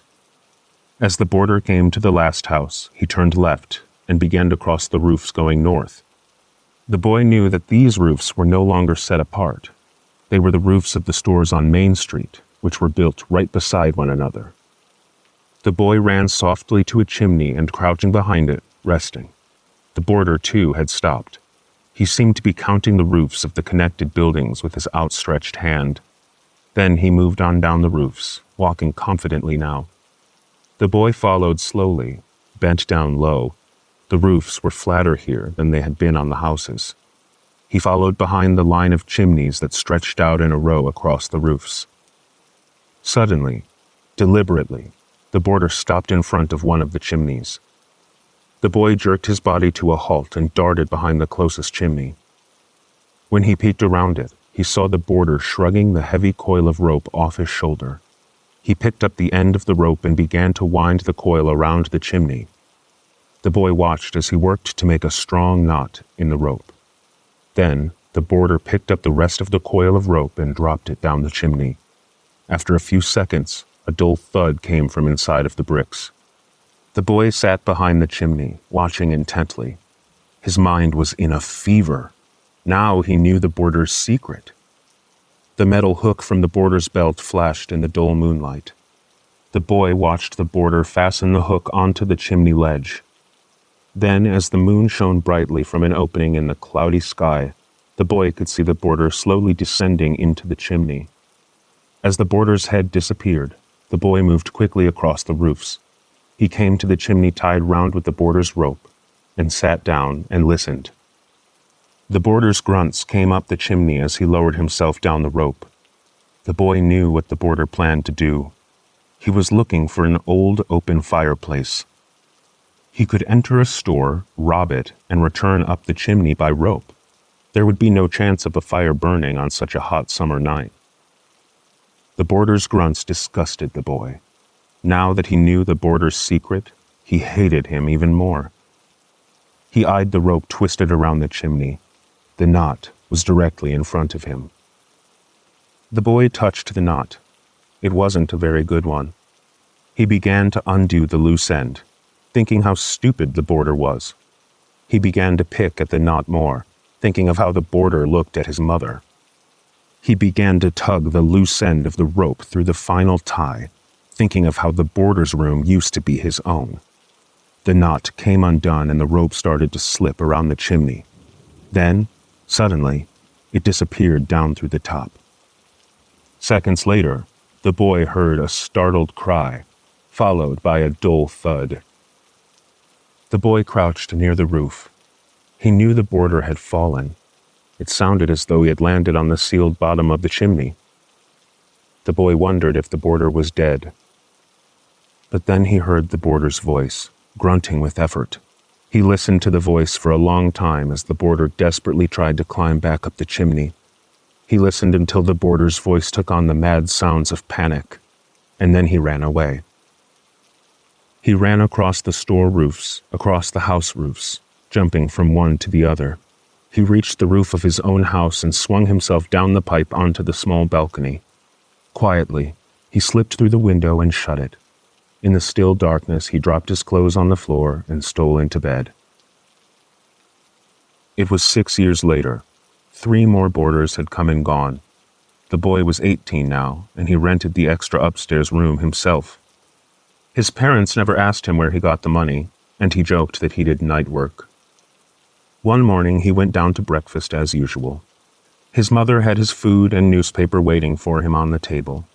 She gave him all the attention now that she used to give the boarders. As he sipped his coffee, he picked up the morning paper. He leafed through it, reading the headlines. Then, a small article caught his eye. The boy read it slowly, and the whole time, his fingers worked unconsciously, going through the motions of untying a knot. Body found in chimney. Yesterday, workers discovered the remains of a body in an old sealed-off chimney. A coroner on the scene said that the person had been dead for at least 5 years. Authorities suspect that a cat burglar, trying to rob a jewelry store in the building, had become stuck in the chimney. Because of the advanced deterioration of the body, no identification could be made. The only possessions found with the body were a steel hook and an old rope.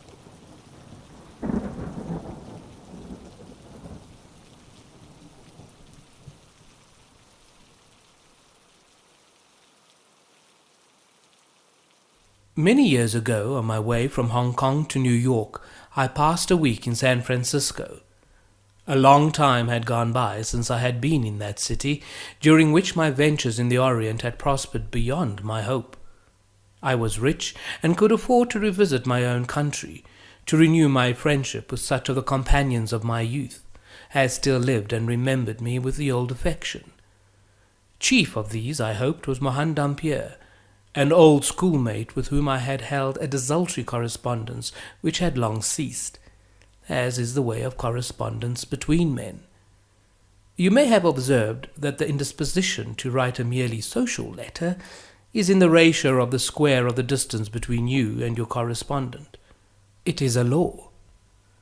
I remember Dampier as a handsome, strong young fellow of scholarly tastes, with an aversion to work and a marked indifference to many of the things that the world cares for, including wealth, of which, however, he had inherited enough to put him beyond the reach of want. In his family, one of the oldest and most aristocratic in the country, it was, I think, a matter of pride that no member of it had ever been in trade nor politics, nor suffered any kind of distinction. Mohan was a trifle sentimental, and had in him a singular element of superstition, which led him to the study of all manner of occult subjects, although his sane mental health safeguarded him against fantastic and perilous faiths. He made daring incursions into the realm of the unreal without renouncing his residence in the partly surveyed and uncharted region of what we are pleased to call certitude. The night of my visit to him was stormy. The Californian winter was on, and the incessant rain plashed in the deserted streets, or lifted by irregular gusts of wind, was hurled against the houses with incredible fury. With no small difficulty, my cabman found the right place, away out towards the ocean beach, in a sparsely populated suburb. The dwelling, a rather ugly one, apparently stood in the centre of its grounds, which, as nearly as I could make out in the gloom, were destitute of either flowers or grass. 3 or 4 trees, writhing and moaning in the torment of the tempest, appeared to be trying to escape from their dismal environment and take the chance of finding a better one out at sea. The house was a 2-story brick structure with a tower, a story higher at one corner. In a window of that was the only visible light. Something in the appearance of the place made me shudder, a performance that may have been assisted by a rill of rainwater down my back as I scuttled to cover in the doorway.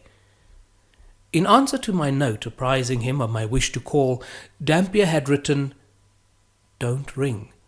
Open the door and come up." I did so. The staircase was dimly lighted by a single gas jet at the top of the 2nd flight. I managed to reach the landing without disaster and entered by an open door into the lighted square room of the tower. Dampier came forward in gown and slippers to receive me, giving me the greeting that I had wished, and if I had held the thought that it might be more fitly have been accorded me at the front door. The first look at him dispelled any sense of his inhospitality. He was not the same. Hardly past middle-aged, he had gone grey and had acquired a pronounced stoop. His figure was thin and angular, his face deeply lined, his complexion dead, white, without a touch of colour. His eyes, unnaturally large, glowed with a fire that was almost uncanny. He seated me, proffered a cigar, and with grave and obvious sincerity assured me of the pleasure that it gave him to meet me. Some unimportant conversation followed, but all the while I was dominated by a melancholy sense of the great change in him. This he must have perceived, for he suddenly said with a bright enough smile, "You are disappointed in me. Non sum qualis eram." I hardly knew what to reply, but managed to say, "Why, really, I don't know. Your Latin is about the same." He brightened again. "No," he said, "being a dead language, it grows in appropriateness. But please have the patience to wait. Where I am going, there is perhaps a better tongue. Will you care to have a message in it?" The smile faded as he spoke, and as he concluded, he was looking into my eyes with a gravity that distressed me. Yet I would not surrender myself to his mood, nor permit him to see how deeply his prescience of death affected me. "I fancy that it will be long," I said, "before human speech will cease to serve our need, and then the need, with its possibilities of service, will have passed." He made no reply, and I too was silent, for the talk had taken a dispiriting turn, yet I knew not now how to give it a more agreeable character. Suddenly, in a pause of the storm, when the dead silence was almost startling by contrast of the previous uproar, I heard a gentle tapping which appeared to come from the wall behind my chair. The sound was such as might have been made by a human hand, not as upon a door by one asking admittance, but rather, I thought, as an agreed signal, an assurance of someone's presence in an adjoining room. Most of us, I fancy, have had more experience of such communications than we could care to relate. I glanced at Dampier. If possibly there was something of amusement in the look, he did not observe it. He appeared to have forgotten my presence, and was staring at the wall behind me with an expression in his eyes that I am unable to name, although my memory of it is as vivid today as was my sense of it then. The situation was embarrassing. I rose to take my leave. At this he seemed to recover himself. "Please be seated," he said. "It is nothing. No one is there." But the tapping was repeated, and with the same gentle, slow insistence as before. "Pardon me," I said. "It is late. May I call tomorrow?" He smiled. A little mechanically, I thought. "It is very delicate of you," said he, "but quite needless. Really, this is the only room in the tower, and no one is there. At least—" He left the sentence incomplete, rose, and threw up a window, the only opening in the wall from which the sound seemed to have come. See? Not clearly knowing what else to do, I followed him to the window and looked out. A street lamp some little distance away gave enough light through the murk of the rain, that was again falling in torrents, to make it entirely plain that no one was there. In truth, there was nothing but the sheer blank wall of the tower. Dampier closed the window, and signing me to my seat, resumed his own.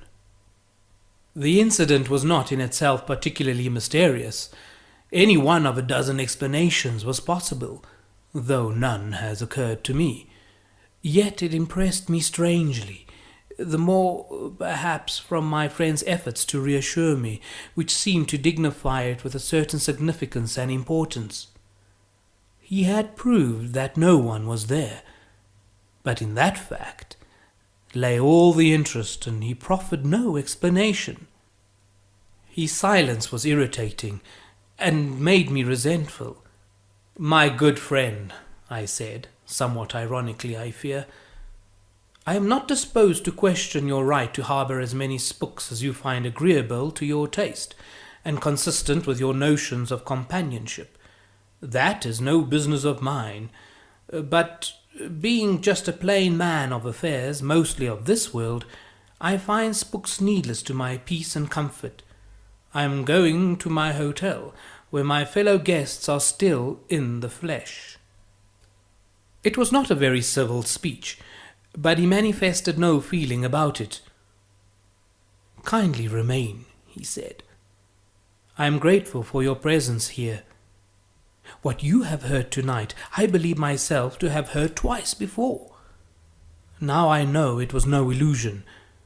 That is much to me, more than you know.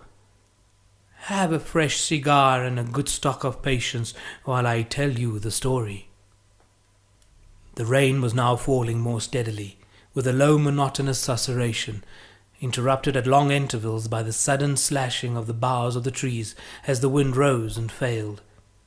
The night was well advanced, but both sympathy and curiosity held me a willing listener to my friend's monologue, which I did not interrupt by a single word from beginning to end. 10 years ago," he said, "I occupied a ground-floor apartment in one of the row of houses, all alike, away at the other end of the town, on what we call Rincon Hill. This had been the best quarter of San Francisco, but had fallen onto neglect and decay, partly because the primitive character of its domestic architecture no longer suited the maturing tastes of our wealthy citizens, and partly because certain public improvements had made a wreck of it. The row of dwellings, in one of which I had lived, stood a little way back from the street, each having a miniature garden, separated from its neighbours by low iron fences, and bisected with mathematical precision by a box-bordered gravel walk from gate to door. One morning, as I was leaving my lodging, I observed a young girl entering the adjoining garden on the left. It was a warm day in June, and she was lightly gowned in white. From her shoulders hung a broad straw hat, profusely decorated with flowers and wonderfully beribboned in the fashion of the time. My attention was not long held by the exquisite simplicity of her costume, for no one could look at her face and think of anything earthly. Do not fear, I shall not profane it by description. It was beautiful exceedingly. All that I had ever seen or dreamed of loveliness was in that matchless living picture by the hand of the divine artist. So deeply did it move me, that without a thought of the impropriety of the act, I unconsciously bared my head as a devout Catholic or well-bred Protestant uncovers before an image of the Blessed Virgin. The maiden showed no displeasure. She merely turned her glorious dark eyes upon me with a look that made me catch my breath, and without other recognition of my act, passed into the house. For a moment I stood motionless, hat in hand, painfully conscious of my rudeness, yet so dominated by the emotion inspired by that vision of incomparable beauty that my penitence was less poignant than it should have been. Then I went my way, leaving my heart behind. In the natural course of things, I should probably have remained away until nightfall. But by the middle of the afternoon I was back in the little garden, affecting an interest in the few foolish flowers that I had never before observed. My hope was vain. She did not appear. To a night of unrest succeeded a day of expectation and disappointment. But on the day after, as I wandered aimlessly about the neighborhood, I met her. Of course I did not repeat my folly of uncovering, nor venture by even so much as to long a look to manifest an interest in her, yet my heart was beating audibly. I trembled and consciously coloured as she turned her big black eyes upon me with a look of obvious recognition, entirely devoid of boldness or coquetry. I will not weary you with the particulars. Many times afterwards I met the maiden, yet never either addressed her or sought to fix her attention, nor did I take any action toward making her acquaintance. Perhaps my forbearance, requiring so supreme an effort of self-denial, will not be entirely clear to you. That I was heels over head in love is true, but who can overcome his habit of thought, or reconstruct his character? I was what some foolish persons are pleased to call, and others more foolish are pleased to be called, an aristocrat. And despite her beauty, her charms and grace, the girl was not of my class. I had learnt her name, which it is needless to speak, and something of her family. She was an orphan, a dependent niece of the impossible elderly fat woman in whose lodging-house she lived. My income was small, and I lacked the talent for marrying. It is perhaps a gift. An alliance with that family would condemn me to its manner of life, part me from my books and studies, and in a social sense reduce me to the ranks. It is easy to deprecate such considerations as these, and I have not retained myself for the defence. Let judgment be entered against me, but in strict justice all my ancestors for generations should be made co-defendants, and I'd be permitted to plead in mitigation of punishment the imperious mandate of heredity. To a mesalliance of that kind, every globule of my ancestral blood spoke in opposition. In brief, my tastes, habits, instincts, with whatever of reason, my love had left me, all fought against it. Moreover, I was an irreclaimable sentimentalist, and found a subtle charm in an impersonal and spiritual relation which acquaintance might vulgarize and marriage would certainly dispel. No woman, I argued, is what this lovely creature seems. Love is a delicious dream. Why should I bring about my own awakening? The course dictated by all this sense and sentiment was obvious. Honour, pride, prudence, preservation of my ideals, all commanded me to go away. But for that I was too weak. The utmost that I could do by a mighty effort of will was to cease meeting the girl, and that I did. I even avoided the chance encounters of the garden, leaving my lodging only when I knew that she had gone to her music lessons, and returning after nightfall. Yet all the while I was as one in a trance, indulging the most fascinating fancies and ordering my entire intellectual life in accordance with my dream. Ah, my friend, as one whose actions have traceable relation to reason, you cannot know the fool's paradise in which I lived.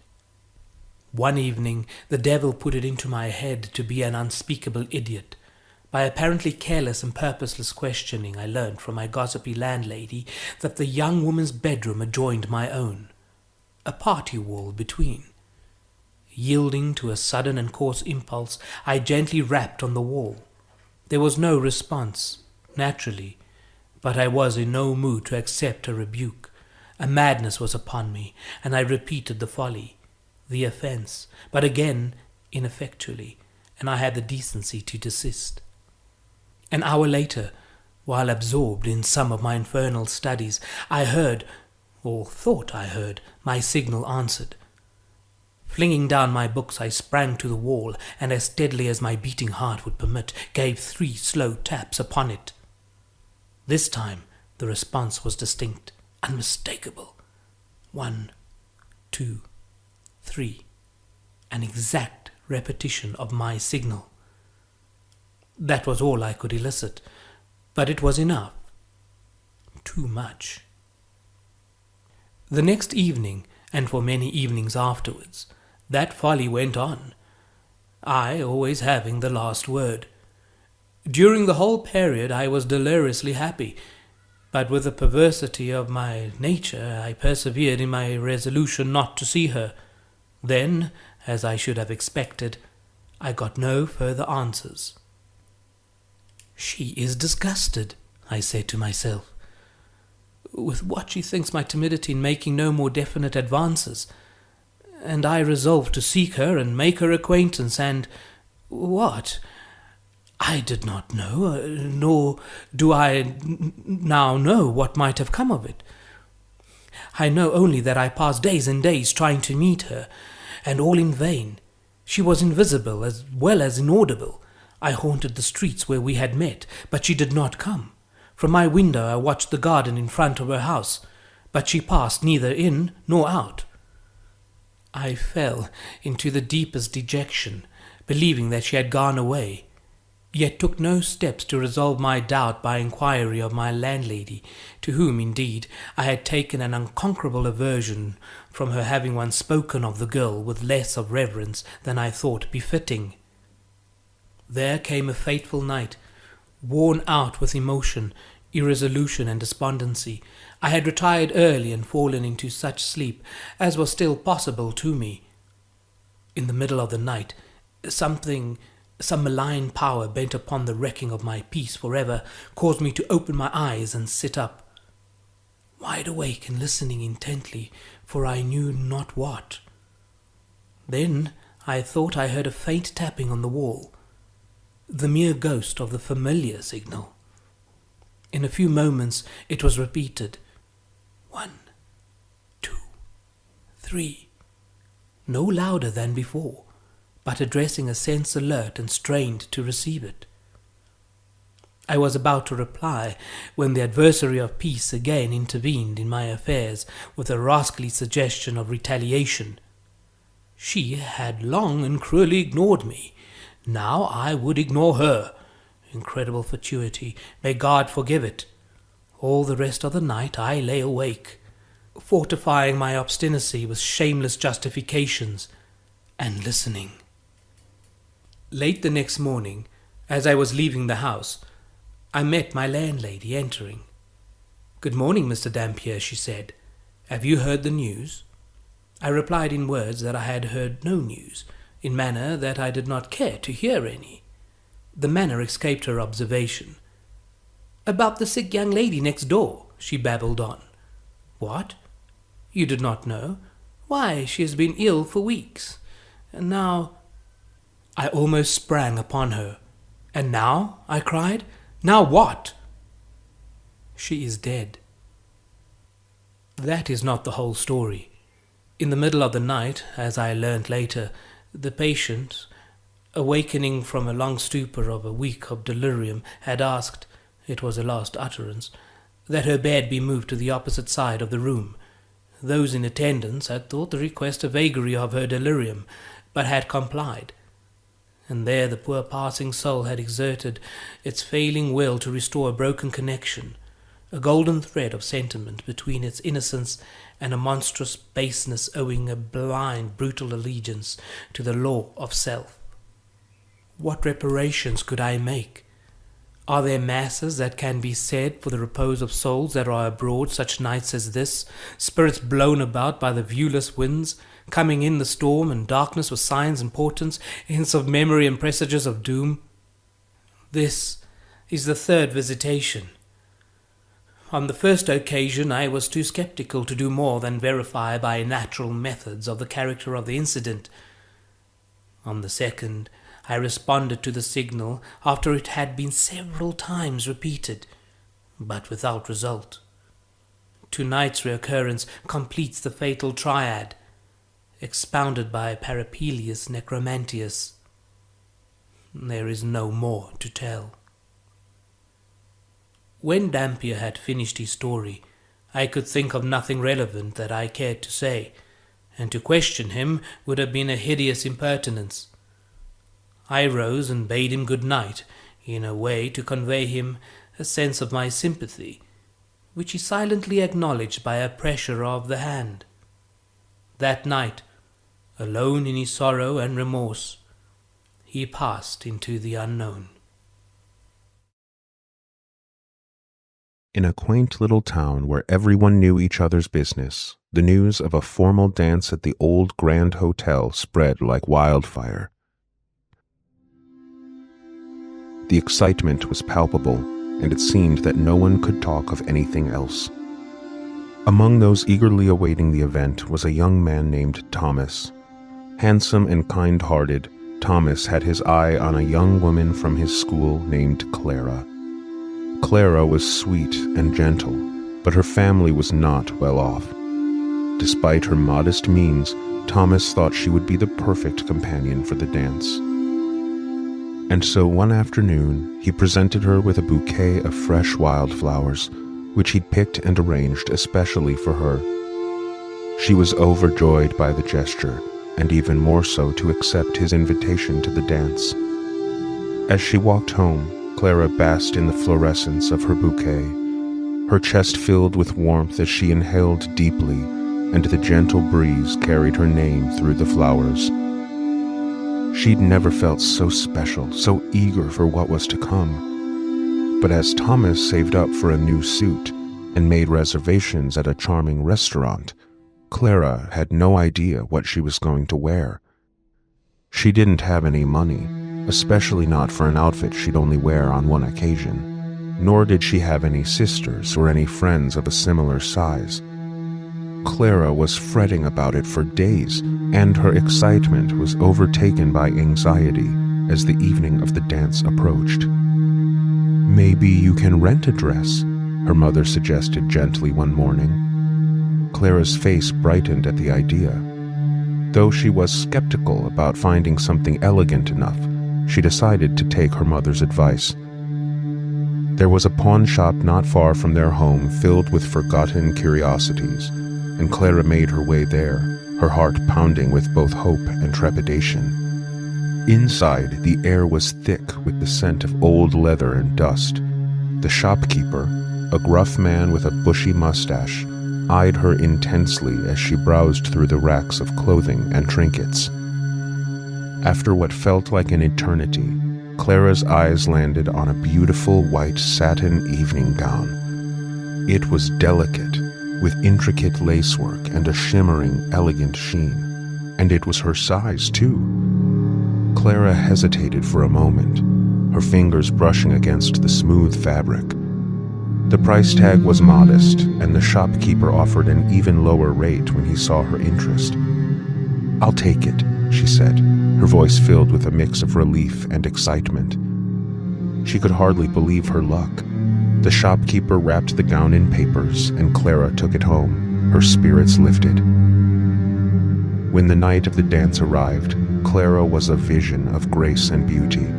The gown hugged her figure perfectly.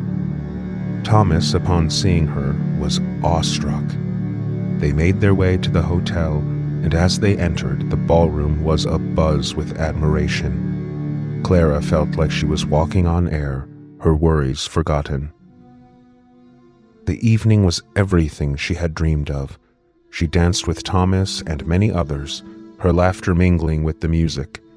But as the night wore on, Clara began to feel faint and dizzy.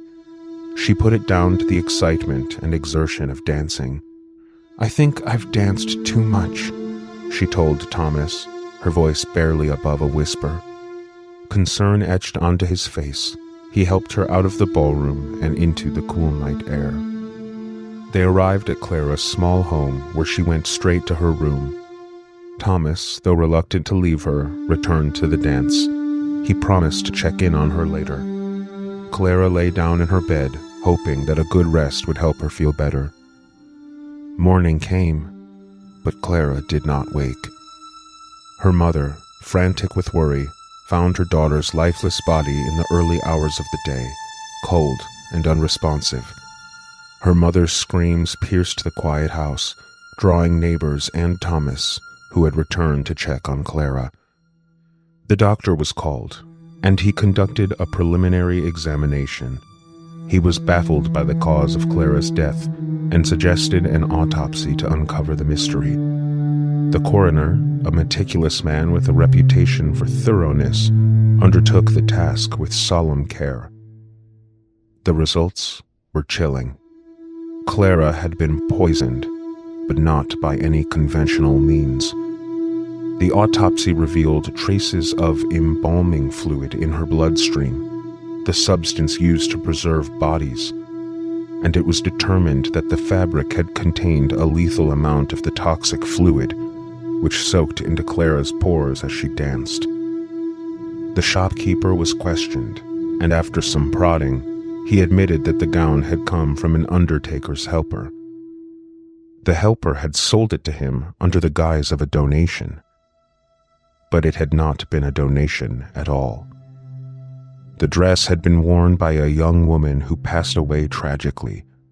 The helper stole it just before the woman was buried, hoping to make a quick profit. Thomas was devastated by the news, and Clara's mother was left to mourn her daughter. The pawn shop was closed, and the shopkeeper and undertaker's helper were both arrested, though the damage was already done. The Grand Hotel where the dance had been became a symbol of sorrow, a place where no one would dare host a joyful event, and eventually it shuttered as well. The story became a cautionary tale whispered by mothers to their daughters, a reminder that dangers can lurk in the most unexpected places. But amidst the grief, a memorial was erected in her honor, a quiet garden where wildflowers bloomed every spring. Though Clara was gone, her memory lived on, not in the haunting silence of an empty ballroom, but in the gentle breeze that carried her name through the flowers.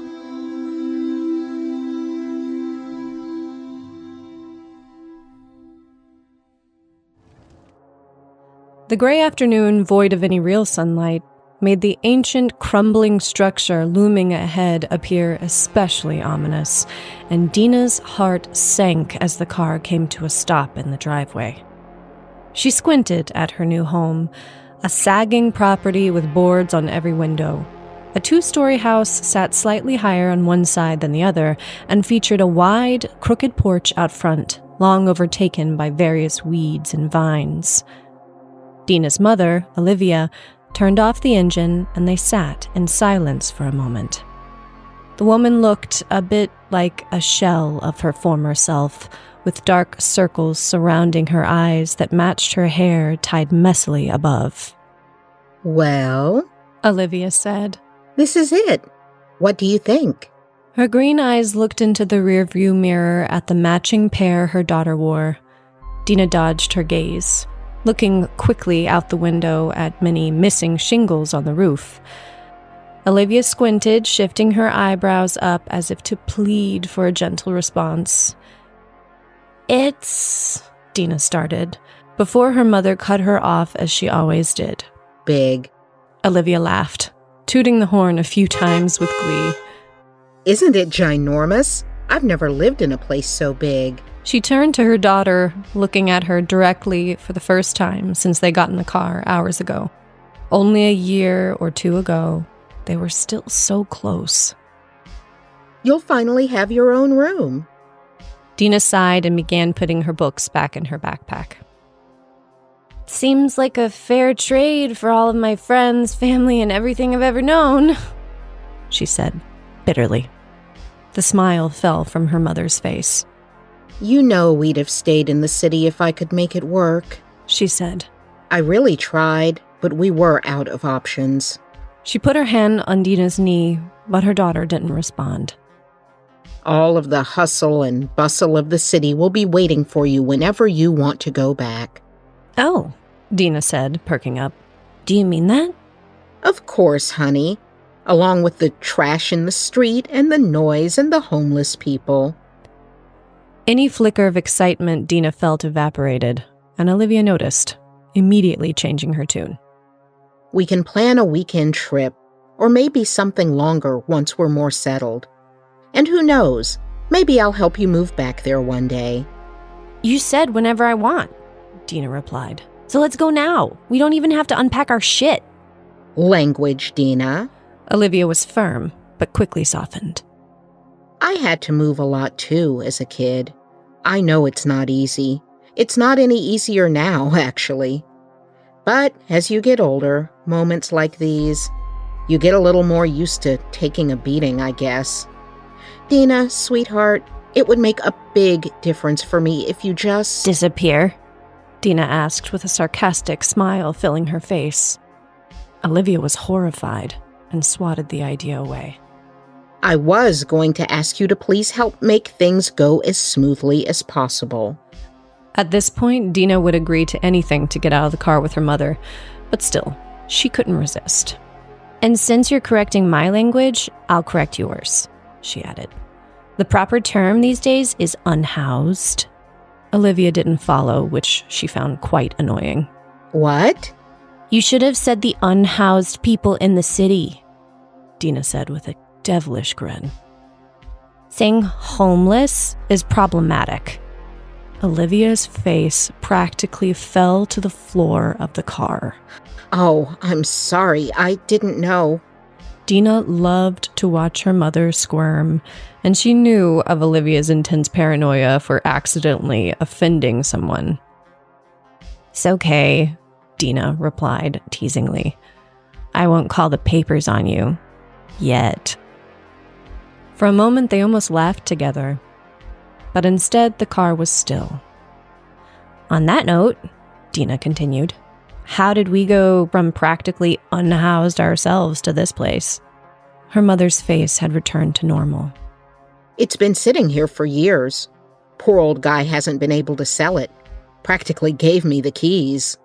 Dina gave the house another look. It had to be at least 60 years old, and she found herself wondering if some of its former inhabitants still remained.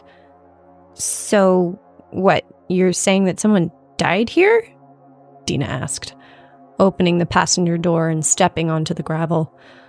A fresh wave of air hit her lungs, and she could just barely make out the hint of pine from the trees. Every old house has secrets, her mother said, joining her in the driveway. Some of them make beautiful historical homes like this affordable to people like us. You sound more and more like Dad every day, Dina laughed. He would try to sell me anything. And it usually worked, Olivia said with a wide smile. You're not as good as he was, Dina teased. Not even Dad would try to sell this place to me as beautiful. You'll see, darling, Olivia said as she stepped into the yard, lifting her hands in the air as if showing off a masterpiece. Just a bit of work, and she'll be more beautiful than any other house on Skeer Street. Dina trudged around the car, her tired feet crunching against the gravel. She reached for the trunk handle and pulled, grunting as it opened. A tangle of bags and suitcases spilled out into a mounded knot. What do you want to do first? Dina asked, ruffling through a zipper bag that contained a bunch of wadded-up clothes, a spilled, half-eaten bag of almonds, and Woman's World magazine. Mom! Dina pulled the trunk down and looked toward the front of the vehicle, but her mother was no longer there. She looked around and to her sides, then to the street, but the woman had completely vanished. Mom! Dina called. Where are you? Frustrated, she shut the trunk completely and stepped into the yard. The front door of the house was now ajar, as if offering an invitation into the shadows behind it. Mom? Did you hear me? Still no response. Guess she had to rush to the bathroom, Dina thought. With a huff, Dina walked towards the front door and reached for the knob, but she hesitated. Something felt immediately wrong about the house, and she briefly considered waiting for her mom outside. But she reminded herself that she was not a kid anymore. She was 16 now, and it was silly to be afraid of something like a house. So, with feet as heavy as concrete, she stepped through the threshold as she pushed the door fully open. "Mom?"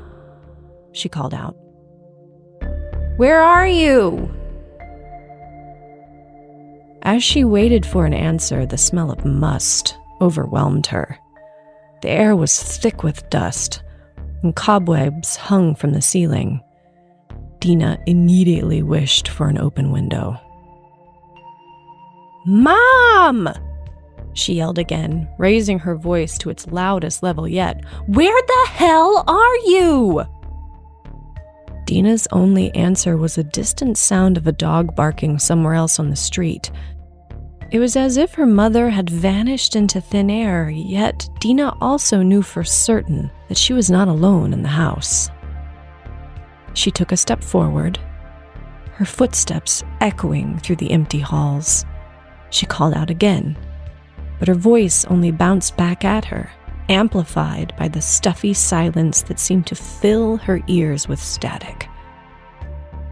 Suddenly, Dina heard a faint noise, like the creaking of a floorboard. "Mom?" she called out again, walking towards the sound.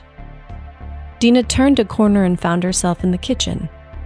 The ancient appliances in the room were the same few shades of aging green and yellow, covered with the thick layers of dust and spots of rust which had started to spread like ivy. The fading wallpaper, stained with shadows of gray and browns, peeling away from the wall here and there, like tiny, fragile hands reaching for the scuffed and mismatched tile below. "Mom? Where are you?" Dina called out, her voice echoing through the empty house. Her frustration was growing by the second. If her mother planned to jump out and scare her, she was about to find out that her darling daughter was not in the mood. She held there for what felt like forever, listening for any sign of her mom, when finally a faint noise tickled her eardrums. It was a muffled, rustling sound, like somebody attempting to silently shift their posture. It came from the pantry a few feet away. Dina stepped towards the slim door, heart pounding in her chest. It was already slightly open. "Mom, don't be lame!" She pushed the door open, and the stench slapped her across the face so violently that she stumbled back. The vague rot of long-forgotten groceries followed her from the small storage space, still full of cans and boxes. In the darkness, she could make out the long, slightly swaying form of a string hanging from the ceiling a few feet into the room. Taking a deep breath and pulling her t-shirt over her mouth, Dina stepped into the pantry and tugged on the string. The vintage bulb came to life with a loud hum, and in the orange glow, Dina saw the pantry door slowly close behind her. She dropped her shirt from her face and reached for the doorknob. But even as she choked on the perfume of decay, she stopped in her tracks. A small piece of paper was stuck to the back of the pantry door. Pushed over a crooked nail so it broke through the paper and held it in place. Dina's eyes struggled to make out the smudged ink in the copper light. A message was written with an unsteady hand and faded with time. Finally, when she squinted only a few inches away from the haphazard handwriting, she could read what it said, in all capital letters. "Get out while you still can." Dina sprinted out of the pantry and dashed towards the front door, but as she approached the exit, a flash of movement at the top of the stairs caught her eye. It was her mother, heading down the depths of the second-floor hallway. "There you are!" cried Dina. "Real nice note you left in the pantry, Mom!" But Olivia didn't seem to hear her, or if she did, she didn't stop. Frustrated, Dina stomped up the first few stairs with an exaggeration that matched the over-the-top sigh coming from her mouth. and as she reached the fourth step, she saw the last bit of her mother disappear into one of the rooms of the hallway without looking back. "Mom! I am over whatever game you are trying to play," Dina called out. "I'm going to call child services on you, and I will tell People magazine that you're still saying homeless." Dina passed through the threshold of the second room on the left, where she had watched her mother pass through only seconds before, but the woman was nowhere to be seen. The outdated bedroom featured claustrophobic floral wallpaper with an old wooden dresser at the far end supporting a dusty mirror.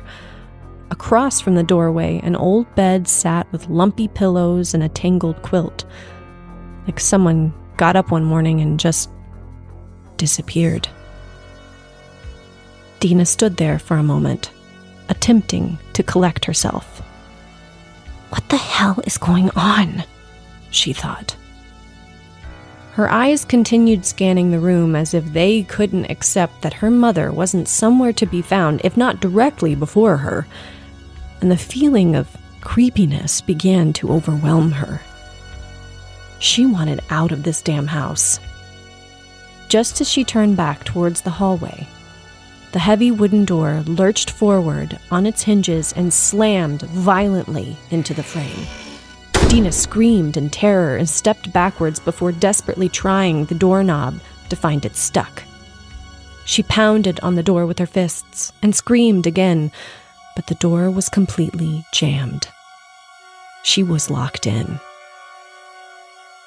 Dina's heavy breathing seemed to echo in her own pounding ears as the flowers and vines of the wallpaper writhed around her and began closing in. She kept pushing and pulling and pushing and pulling at the door, but it wouldn't budge. Then, she suddenly noticed how utterly silent the room was, and stopped. Even holding her breath, straining to hear even the slightest sound in the thick silence, she held there for what felt like an eternity, lived through twice, when the heavy quiet was suddenly shattered by the loud, fast, heavy clomping of shoes coming up directly behind her. Dina whipped around, ready as she'd ever been to confront her attacker. But once again, she found herself face to face with an empty room. With a light click, the bedroom door unlatched, and Dina erupted into the hallway with tears running down her face. She took the stairs 6 at a time and was out the front door before she'd even had a chance to gasp for air. Dizzy, disgusted, and overheated, Dina collapsed onto the porch. "Dina?" Her mother called out, looking around as if she was lost. She was standing right next to the car. "Where did you run off to? I was just talking to you and you were gone." Dina's jaw dropped. "No way," she stammered. "This has got to be some kind of a joke, right?" Her mom shifted, looking at Dina intently. "What's going on, darling?" "I was just talking to you, and you disappeared. So I followed you, or at least I thought I did, into the house. And I saw you going upstairs. "Dina?" And there was a noise in the kitchen, and..." "Dina, sweetheart, take a breath," her mother said, placing her hands lovingly on her daughter's shoulders. "I haven't been inside the house yet." Dina was already crying, but now she was on the verge of a full breakdown. Sensing the distress, her mother offered a suggestion. "Pizza or Chinese?" End of part 1.